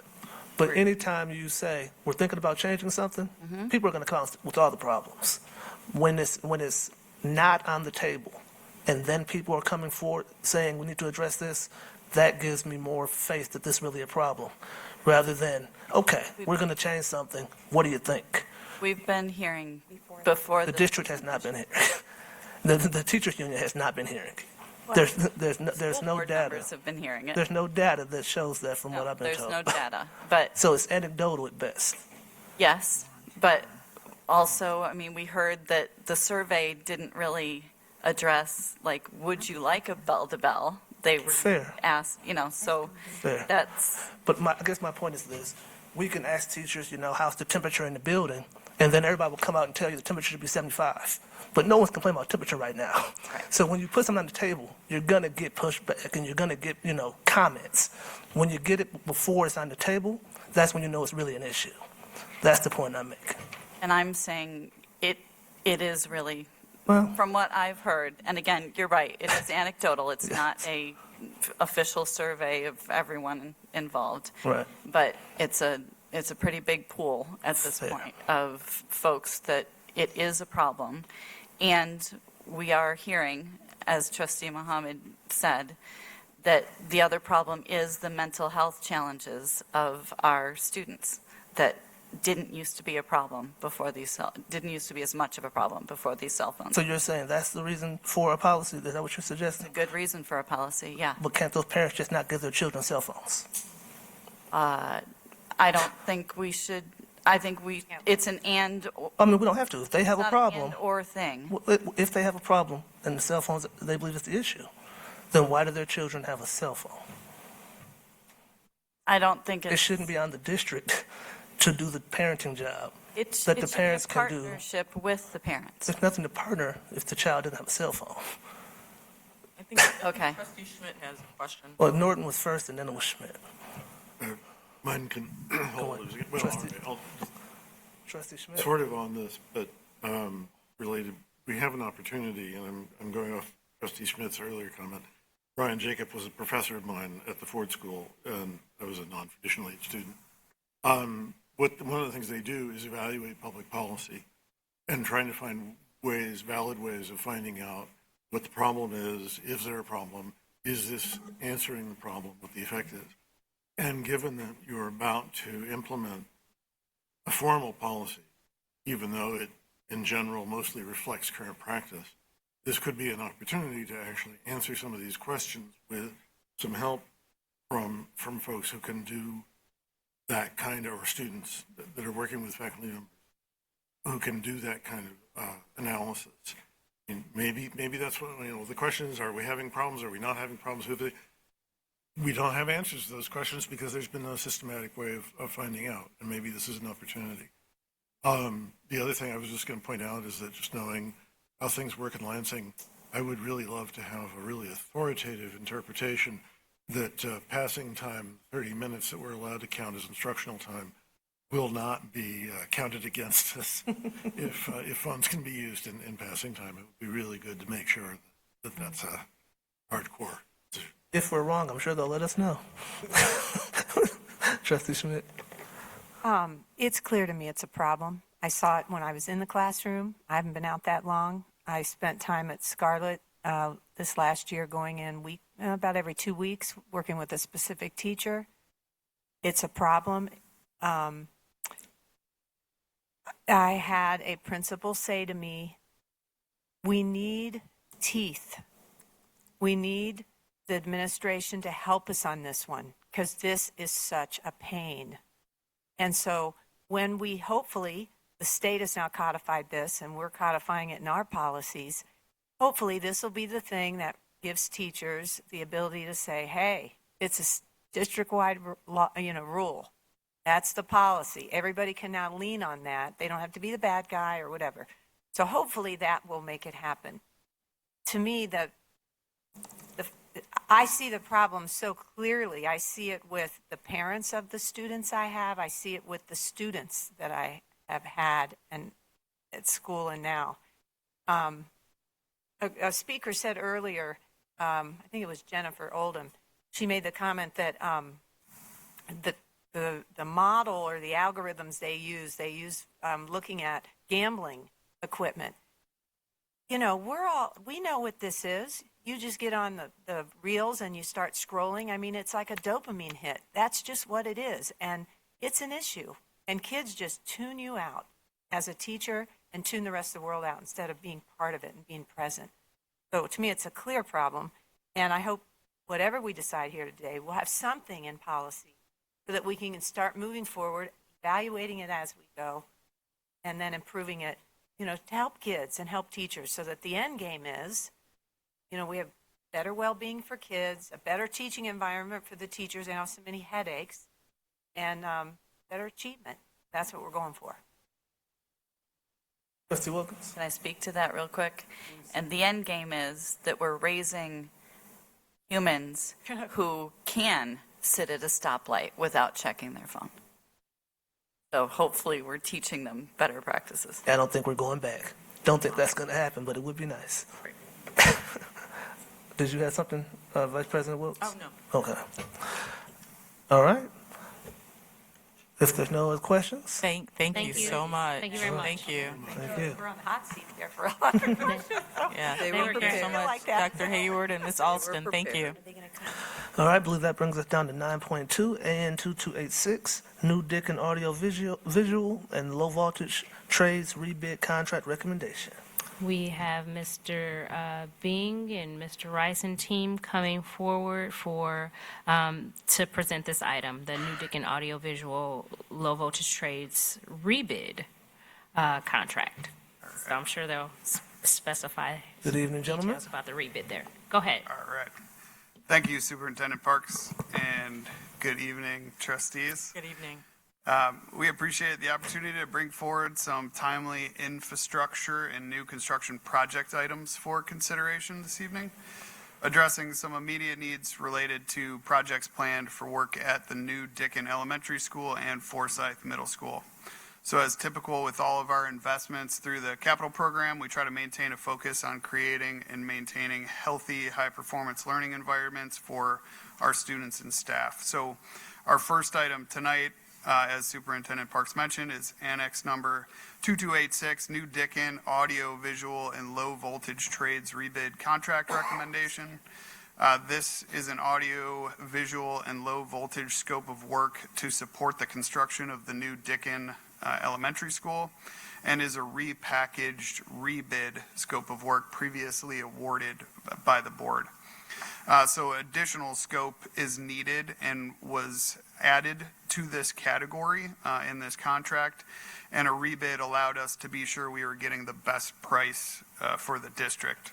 So the scope of work now includes raceways and cable trays for AV systems, fiber optic cabling, Cat 6A cabling, audio-visual equipment, which includes speakers, microphones, signage, video display monitors, racks, cameras, etc. Installation of AAPS-provided equipment, which would include interactive displays or overhead projectors, as an example, and security and access controls. The new scope included the work of licensed electricians, and this work created some particular challenges and concerns for the originally awarded vendor. So the CM helped us facilitate procurement, and we received 2 new bids. The apparent low, though, was disqualified as they did not bid a complete scope. They had only bid the AV portion of the bid and not the security portion. So when looking, though, at the 2 quotes, or 2 bids together, the low bidder, their AV quote was approximately 3% higher than the recommended contractor, and this low percentage indicates a good competitive bid on those 2 vendors.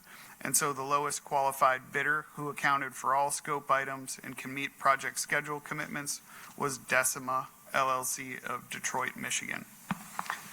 So the district recommends to approve the audio, visual, and low voltage contract for the new Dickin Elementary School to Decima LLC of Detroit, Michigan, in the amount of $1,153,937, plus a 5% contingency of $57,696 for a total award of $1,211,634 to be paid for from the capital program funds.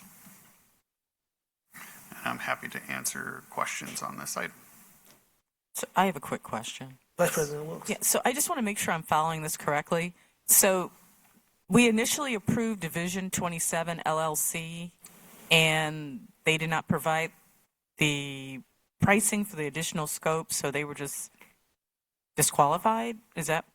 So what happens in some of these large projects is after our vendors dig in to their, so originally this vendor bid on a set of contract documents. We put together a set of blueprints and construction plans. A vendor provides prices based on the construction plans and the specifications that are provided at the time of procurement. Once vendors dig in further, sometimes they ask questions. and they ask these questions to our architects and engineers.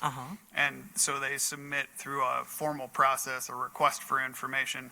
That request for information then leads to the architects issuing a bulletin, a clarification. So they modify the contract documents to reflect these changes to clarify the question.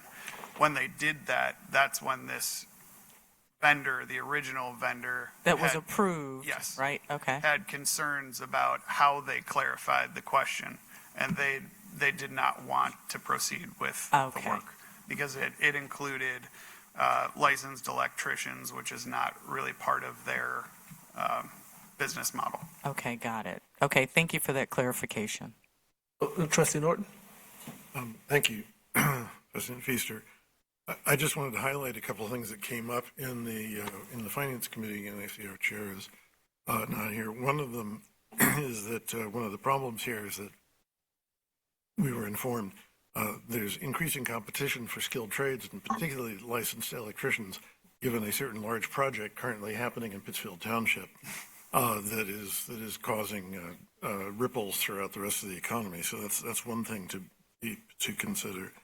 The other thing that I just wanted to make clear that you informed us at the time was that the 5% contingency is built in because you never know what you're going to find precisely, but it need not be spent if it's not required. It isn't a guaranteed award. So that's something to consider.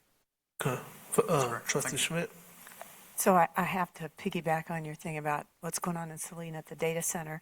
I live on South Ashley, and a lot of people, the construction guys, park on my street to work on the dorms. And, I chat with them sometimes if I'm out in the front yard and when they come back to their cars. And they've told me that this region of the state, a large region of this part of the state, that the workers there are being offered, 7 days a week, and they're getting overtime, and that it's sucking the workers out of so many projects. And I think we're going to see this in more ways than we want to see over this next year. So it's a real thing that the scope of that project is so huge.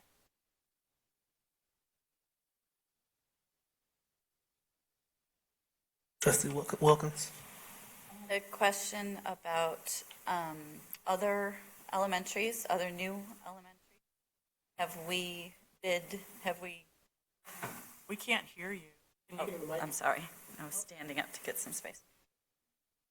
Other new elementary buildings, have we already approved this work? How much was it in comparison, and who was the contractors that were approved for that? I don't have all of those responses. We have a bid out this section or scope of work, this trade contract for Logan, Thurston, and Mitchell. But those buildings are 4-section schools. This is a 2.5-section school, so the scale is different. So those contracts are larger than what this particular contract is. Is to the vendors specifically that were awarded, we could get you that information, but those vendors did not respond to this rebid.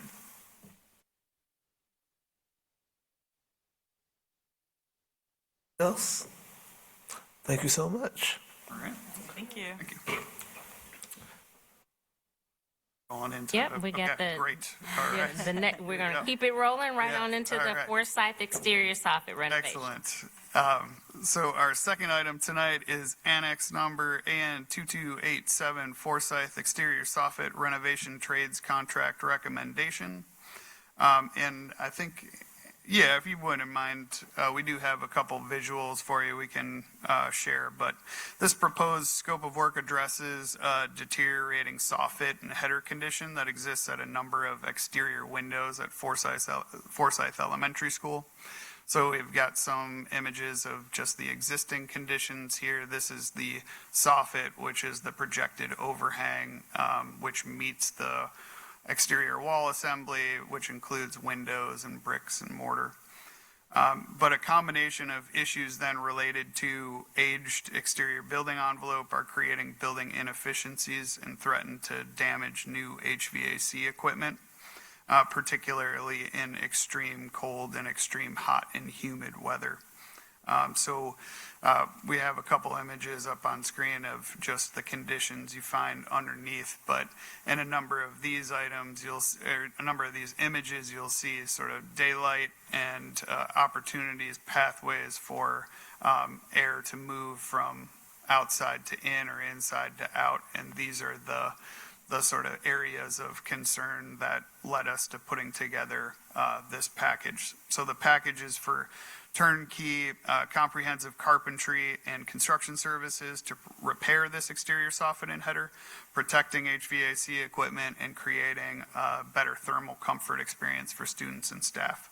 So up on screen, the yellow represents the entirety of the scope of work or the area in which we're replacing this exterior soffit and header. So this will include the demo of the soffit, grids, tiles, and wires, plaster soffit, plaster coats, lath, and framing, and the plywood underneath, plywood and framing underneath. So they'll be replaced with a new metal soffit system and the related trim, new exterior wall assembly at door locations, and work will be scheduled to be completed as soon as possible, with the most invasive work being completed ideally prior to school coming back in the fall. We might be really up against it here with timing at this point, but up on screen, but work that would take place during occupied conditions would likely need to shift to after hours or second shift conditions. So we have factored some of that into the overall bid scope.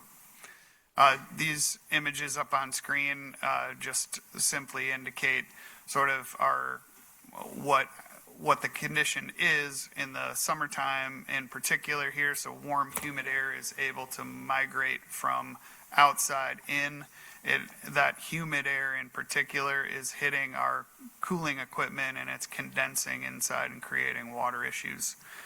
So a new insulation barrier, new thermal barrier is going to protect us from the elements. So the capital program then, our team solicited bids from qualified contractors, conducted post-bid interviews to review the scope, project schedule, and staffing level requirements. And in this case, the apparent low bidder withdrew their number as they had a calculation error in their labor hours and requested a withdrawal. So as a result, the district recommends to approve the Forsyth Middle School's carpentry exterior soffit contract to Spence Brothers of Ann Arbor, Michigan for exterior rehabilitation in the amount of $728,650 plus a 10% contingency fee of $72,865 for a total award of $801,515 to be paid for from the capital funds. I'm happy to answer questions. Trustee Wilkins? You talked about the timing might be tight on this and how if they end up having to finish it after school starts, it might, were you meaning that overtime might have to be paid, labor might cost more, and that kind of, is that what you were saying? Yeah, we talked with them, this vendor in particular, about the likelihood that this scope would have to drift into occupied hours. So in that process, we wanted to make sure that they were accounting for not disrupting school operations. So so these folks know that we're going to have to push work to unoccupied hours for some of the projects that are going to create actual disruptions for students. But maybe Jason, if you have any more clarifications on that? I mean, if I answered the question appropriately, then The reason I'm asking is 2 weeks going to make a difference? Is this one of those things where if we decided to move it up to a second briefing and approved it now, would that make a difference to that schedule? And maybe you were talking about the air conditioning and humidity and, if we have less of that to deal with, maybe it makes it an easier job. I know nothing about this, so I'm just. No, Figure that out. yeah, really appreciate that. I mean, I would defer to Superintendent Parks with sort of procedural requests here, but from a timing standpoint, certainly the sooner that we award a contract to this vendor, the sooner we are able to get this work started, the sooner we are able to potentially get the bulk of the work done before any bodies are in the building. So as our work is often, time constrained, we are always happy to get started as soon as we possibly can. And the vendor could start sooner than, or as soon as possible. Yes, I mean, they're currently working on another project at Forsyth right now, so yes, they would be able to. So just for clarification, so Trustee Wilkins, you're suggesting that we, not skip second briefing and just go immediately to approving it? I guess I'm not really sure following. I'm wondering if that's something that we might want to consider.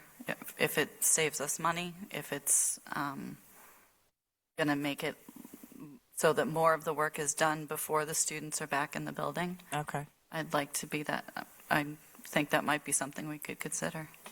Trustee Biscuit?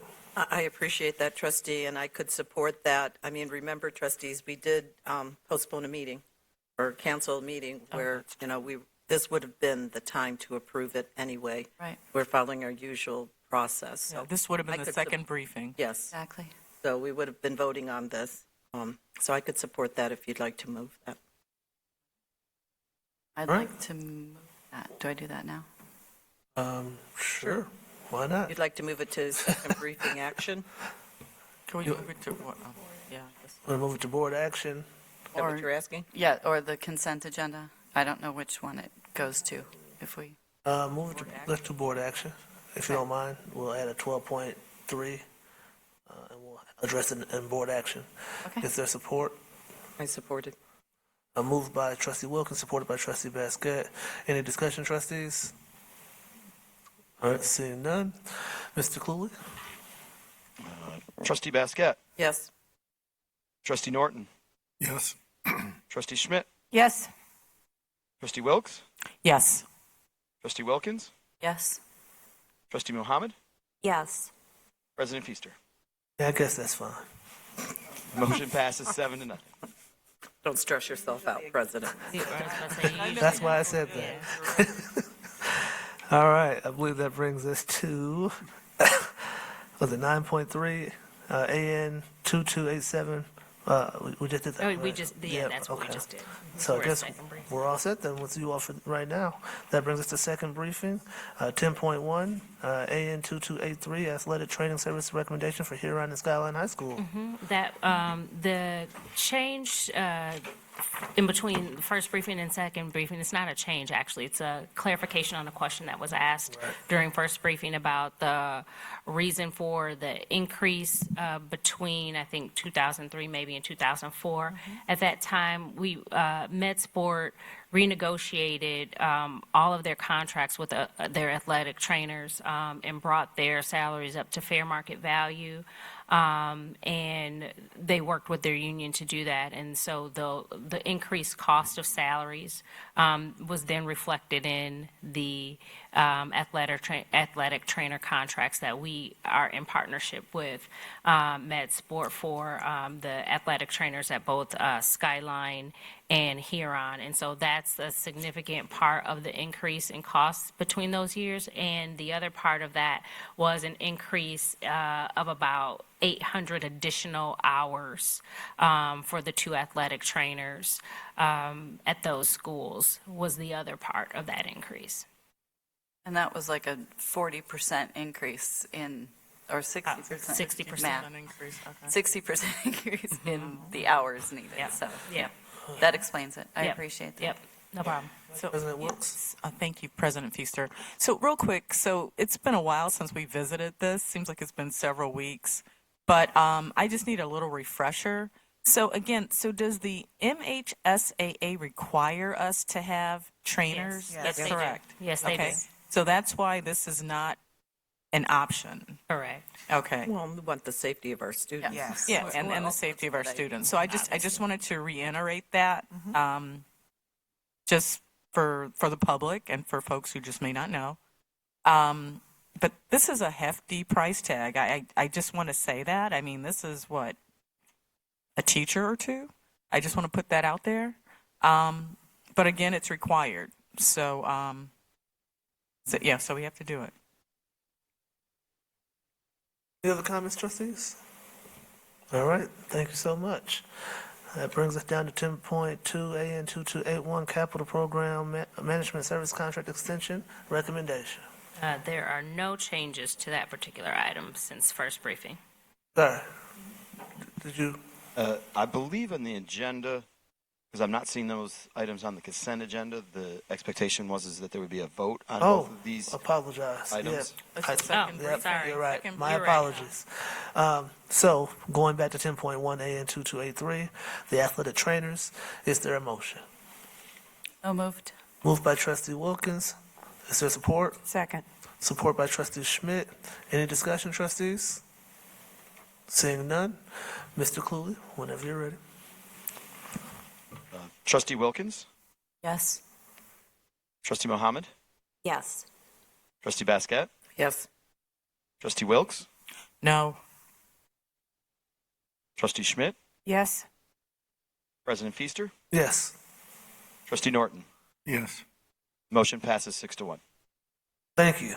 That brings us to AN 2281 Capital Program Management Services Contract Extension. I believe Superintendent Parks said there were no changes. Any questions, trustees? Seeing none, is there a motion? So moved. Moved by trustee Basquette, Second? supported by Vice President Wilkes. Any discussion, trustees? Seeing none, Mr. Cluley.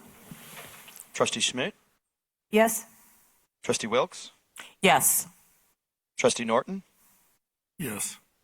Trustee Wilkins, Yes. Trustee Basquette, Yes. Trustee Mohammed, Yes. and President Feaster. Yes. Motion passes. Thank you. That brings us down to the consent agenda, trustees.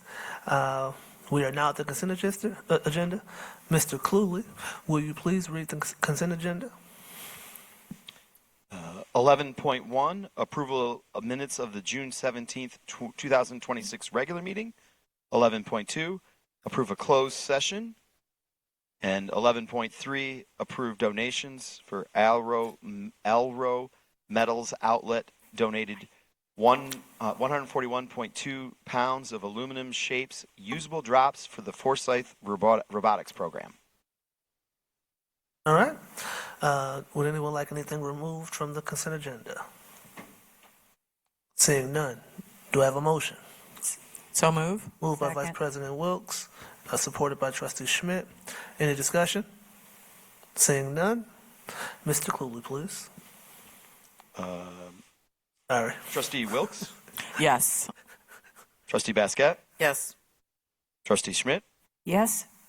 Trustee Wilkins, Yes. Trustee Feaster, Yes. Trustee Mohammed, Yes. and Trustee Norton. Yes. Motion passes 7-0.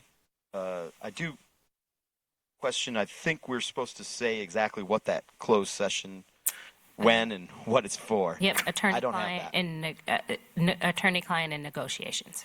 Thank you. All right, I believe that brings us down to number 12, board action. First item is 12.1, SC tentative agreement. And Ms. Langford looks like she is approaching. Okay, thank you. Good evening, trustees and Superintendent Parks. Good evening. Oh, can you all hear me? Yeah. Yes. Okay, sorry. Okay, I come before you this evening asking for your vote on a tentative agreement that the district reached with the ASCSA, which stands for the Association of School and Community Service Administrators. I will just highlight, I know you have this, some of the portions of the TA in which we agreed upon. A lot of the TA was actually things that we just needed to add that we actually had in place, but were not needed to put it in the contract because we hadn't had it there. Some of the compensation highlights is that we now have a portion of the contract where those staff members on the instructional side who have master's degrees, and it's a requirement, or not a requirement, I'm sorry, a preferred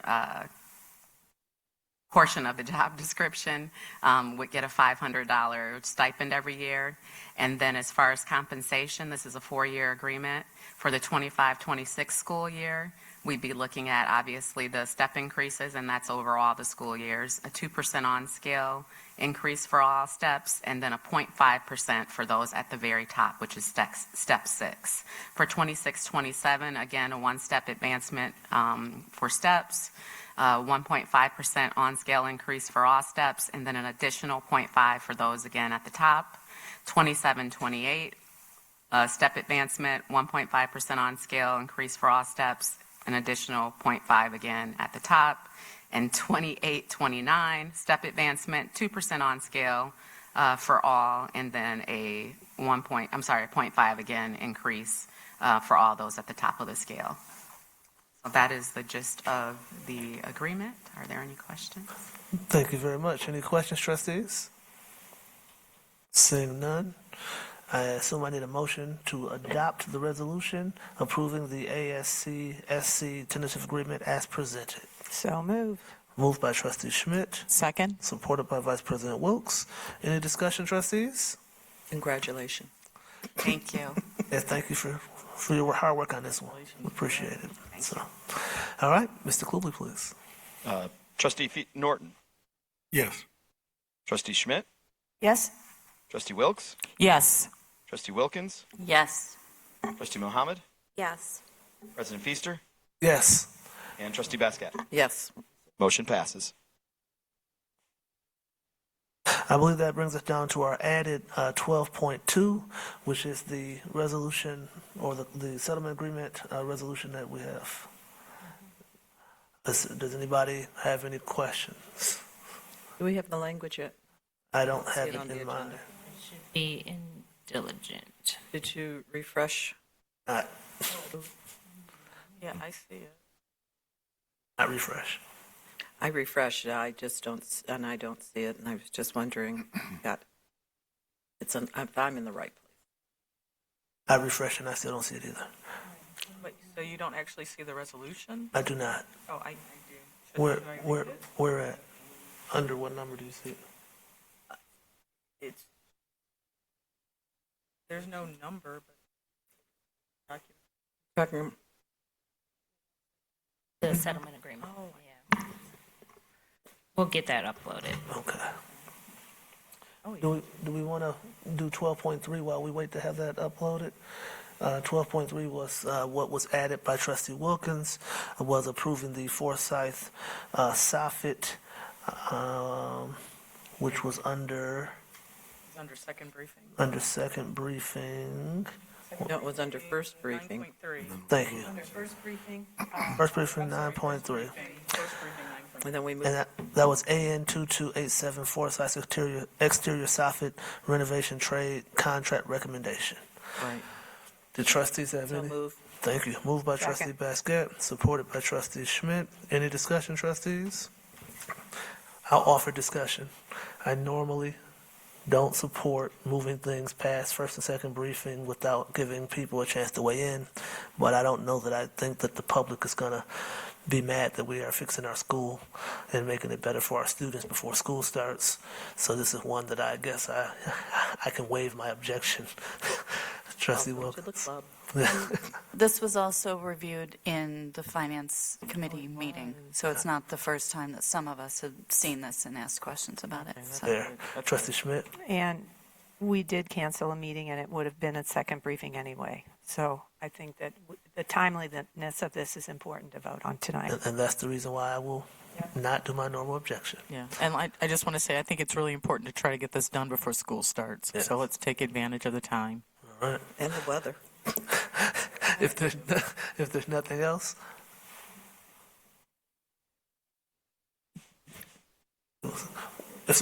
whenever you get a chance. I can take the vote on 12:30 if we're Okay, ready. Yes, we are ready, Mr. Kluge. Trustee Mohammed, Yes. Trustee Basquette? Yes. Trustee Wilkes? Yes. Trustee Schmidt? Yes. President Feaster? Yes. Trustee Norton? Yes. And Trustee Wilkins? Yes. Motion passes 7-0. Thank you very much, Mr. Cluley. Trustees, that brings us back to 12.2, and they are still working on that. I don't see it. Superintendent Parks recommended we go to item 13, so let's go to item 13 and come back to 12.2.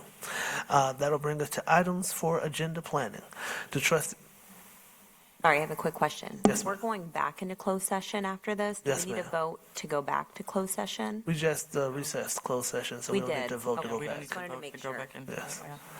In terms of agenda planning, anything new that I'm not already aware of for agenda planning? Seeing none? Oh, I have a question. So, will we be having in the near future an update on the strategic planning process? We will. Yep. Okay. Thank you. Our first August meeting. All right. Okay. And that brings us to, If I may, Yes, 12.2, the settlement agreement is in diligent. It is at the end of the document that is linked. So if you scroll to the end of that document, it is there. You're assuming we can go back to diligent. Which document? What In I think in closed the session. closed session. Oh, okay. Oh. Okay. I'll go back to closed session. Yep. Which is under previous. It's at You're the asking end of an that awful document. lot, Superintendent Parks, you know. Some of us are Sorry. still trying to figure out diligent. Okay. Okay. Okay, so I don't, Under. not there. This is so sad. I'm almost, there we go. Yes, How did we get there? it's the last one. It's Yep, called last one, all the way at Memo the to end of that Superintendent. document. Still trying to get to closed session. Very last item. You have to go previous, Right. or go to community. It's not governance? No, it's all community. the Meetings. Oh, I don't yeah, have, no. I don't have boards of governance compliance. Oh, I'm obviously on the wrong boards- page. boards of Oh. governance, Whatever the top. Oh, is this it right here? Oh, they're community, I'm sorry. And Then then I if you got go to this. previous, What letter? Oh, there's now every. yes, I good think point. there's- Good point. Okay, Is it thank you. right here? Last one. So sad. Okay. Saying. Which item? Item I, Okay. I have memo to memo to okay, superintendent. thank you. That's correct. All right. So under memo to superintendent, item I, you're saying the last page is what, okay. The there- last, yes, the last 3 or 4 pages. Right here. That document Page that's 4 been linked in Of diligent. the document, It's page 4? the fourth page. Can we make sure it's whatever we're voting on is in our regular meeting? Because is that what we're voting? We will. Mediation We will do agreement? that. This right here. Typically, when Ms. Ozinski is here, those things I are think I done. have So something. we're just doing what we can. Understood. Mediation agree- All right. Okay, thank you. Oh, Trust everyone has found it. okay. The actual agreement. All right. Are there any questions?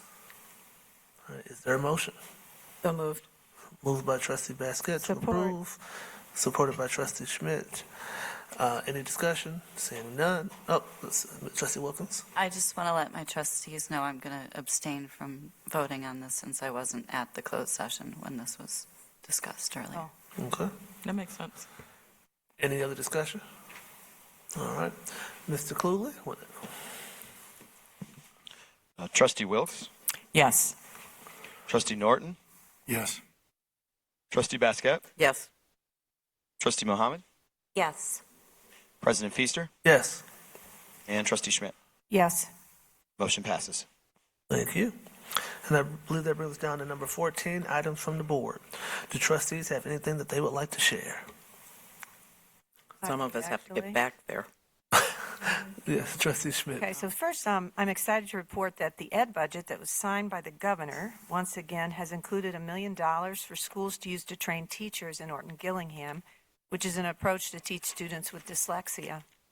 We've taken advantage of these funds in the past with the Michigan Dyslexia Institute, and several cohorts of teachers and speech therapists in our district have taken it. Public Act 146 that was passed in 2024, which we see in our district, all the changes we've made in literacy instruction, will be fully in place by the 27-28 school year. And having folks on staff with these skills is important to meet the requirements of that. Educators are required to complete professional learning regarding dyslexia characteristics and evidence-based interventions. So this is good news. Last year, the money was not there. We'd done it for 3-4 years, and then they didn't do it last year. And I know we've got teachers that are very excited about taking that training. So I'm excited about that. I also want to report about some community conversations several of my fellow board members and I held throughout the community. Thank you to President Feaster, Vice President Wilkes, and Trustees Wilkins and Basquette for joining me at Traverwood Library, Peace Neighborhood Center, and Pittsfield Library. There was an open dialogue where folks could air their grievances and frustrations, ask questions, and share ideas. It was particularly great to see at our last session at Pittsfield Library, it was highly populated by teachers. Topics included, we talked about budget information, everything from the sinking fund to proposal A and per pupil funding, all kinds of conversation around technology, the roles and responsibilities of the Board of Ed, you know, whether they manage the district, negotiations in a general sense, because we didn't get into that, superintendent role and visibility. We talked about the superintendent's evaluation, the district's strategic planning process and how vendors were selected. Some people brought up the need to expand partnerships with AAPS to raise money, improve district communication with the community, protocols for dealing with district issues and who handles what, school start times, bus schedules, class sizes, the IB program pros and cons, and what the role of the city school committee is. I made a point of taking notes at these meetings and following up with information to try to fill in some knowledge gaps on some of these topics with our participants. Dialogue was respectful and thoughtful, with many working to learn and understand from each other. What wasn't present was the vitriol we see at board meetings and online, which unfortunately doesn't contribute to collaboration or understanding and causes our community to develop fears and anger based on incomplete or incorrect information. The intent is to continue to have these dialogue opportunities, both during our strategic planning process and in future community conversations, to foster better understanding of all stakeholders. So thank you again for doing that. And I know that Trustee Norton sent an email out to us in the last couple of days. He said, I'll even help. I'd like to help too in trying to organize more in the future. So I hope we continue to do that. People were really appreciative. Thank you. Thank you, Trustee Schmidt. Trustee Norton has something? Yes, I just similarly, I wanted to speak to the two information sessions that were held regarding the sinking fund.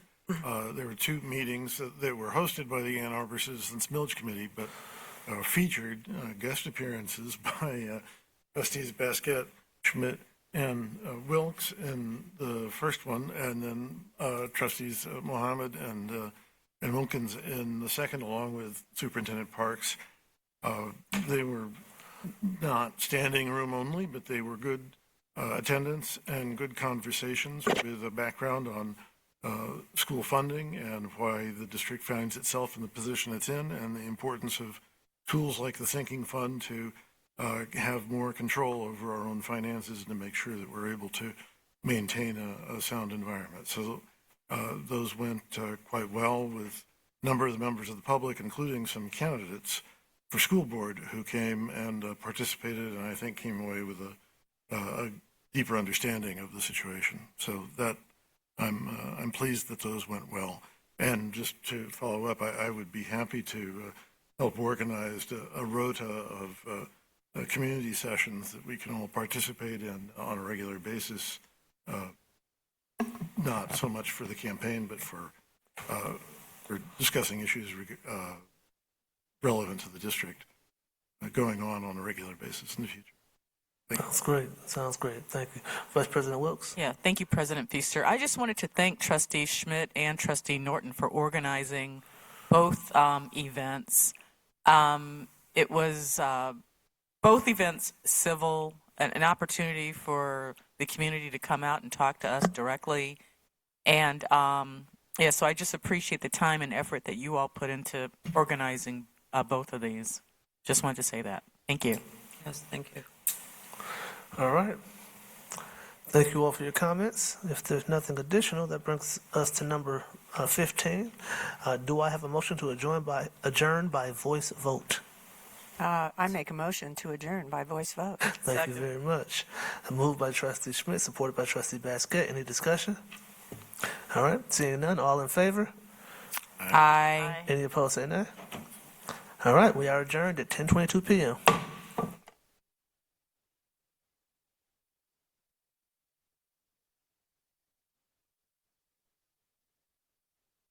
Record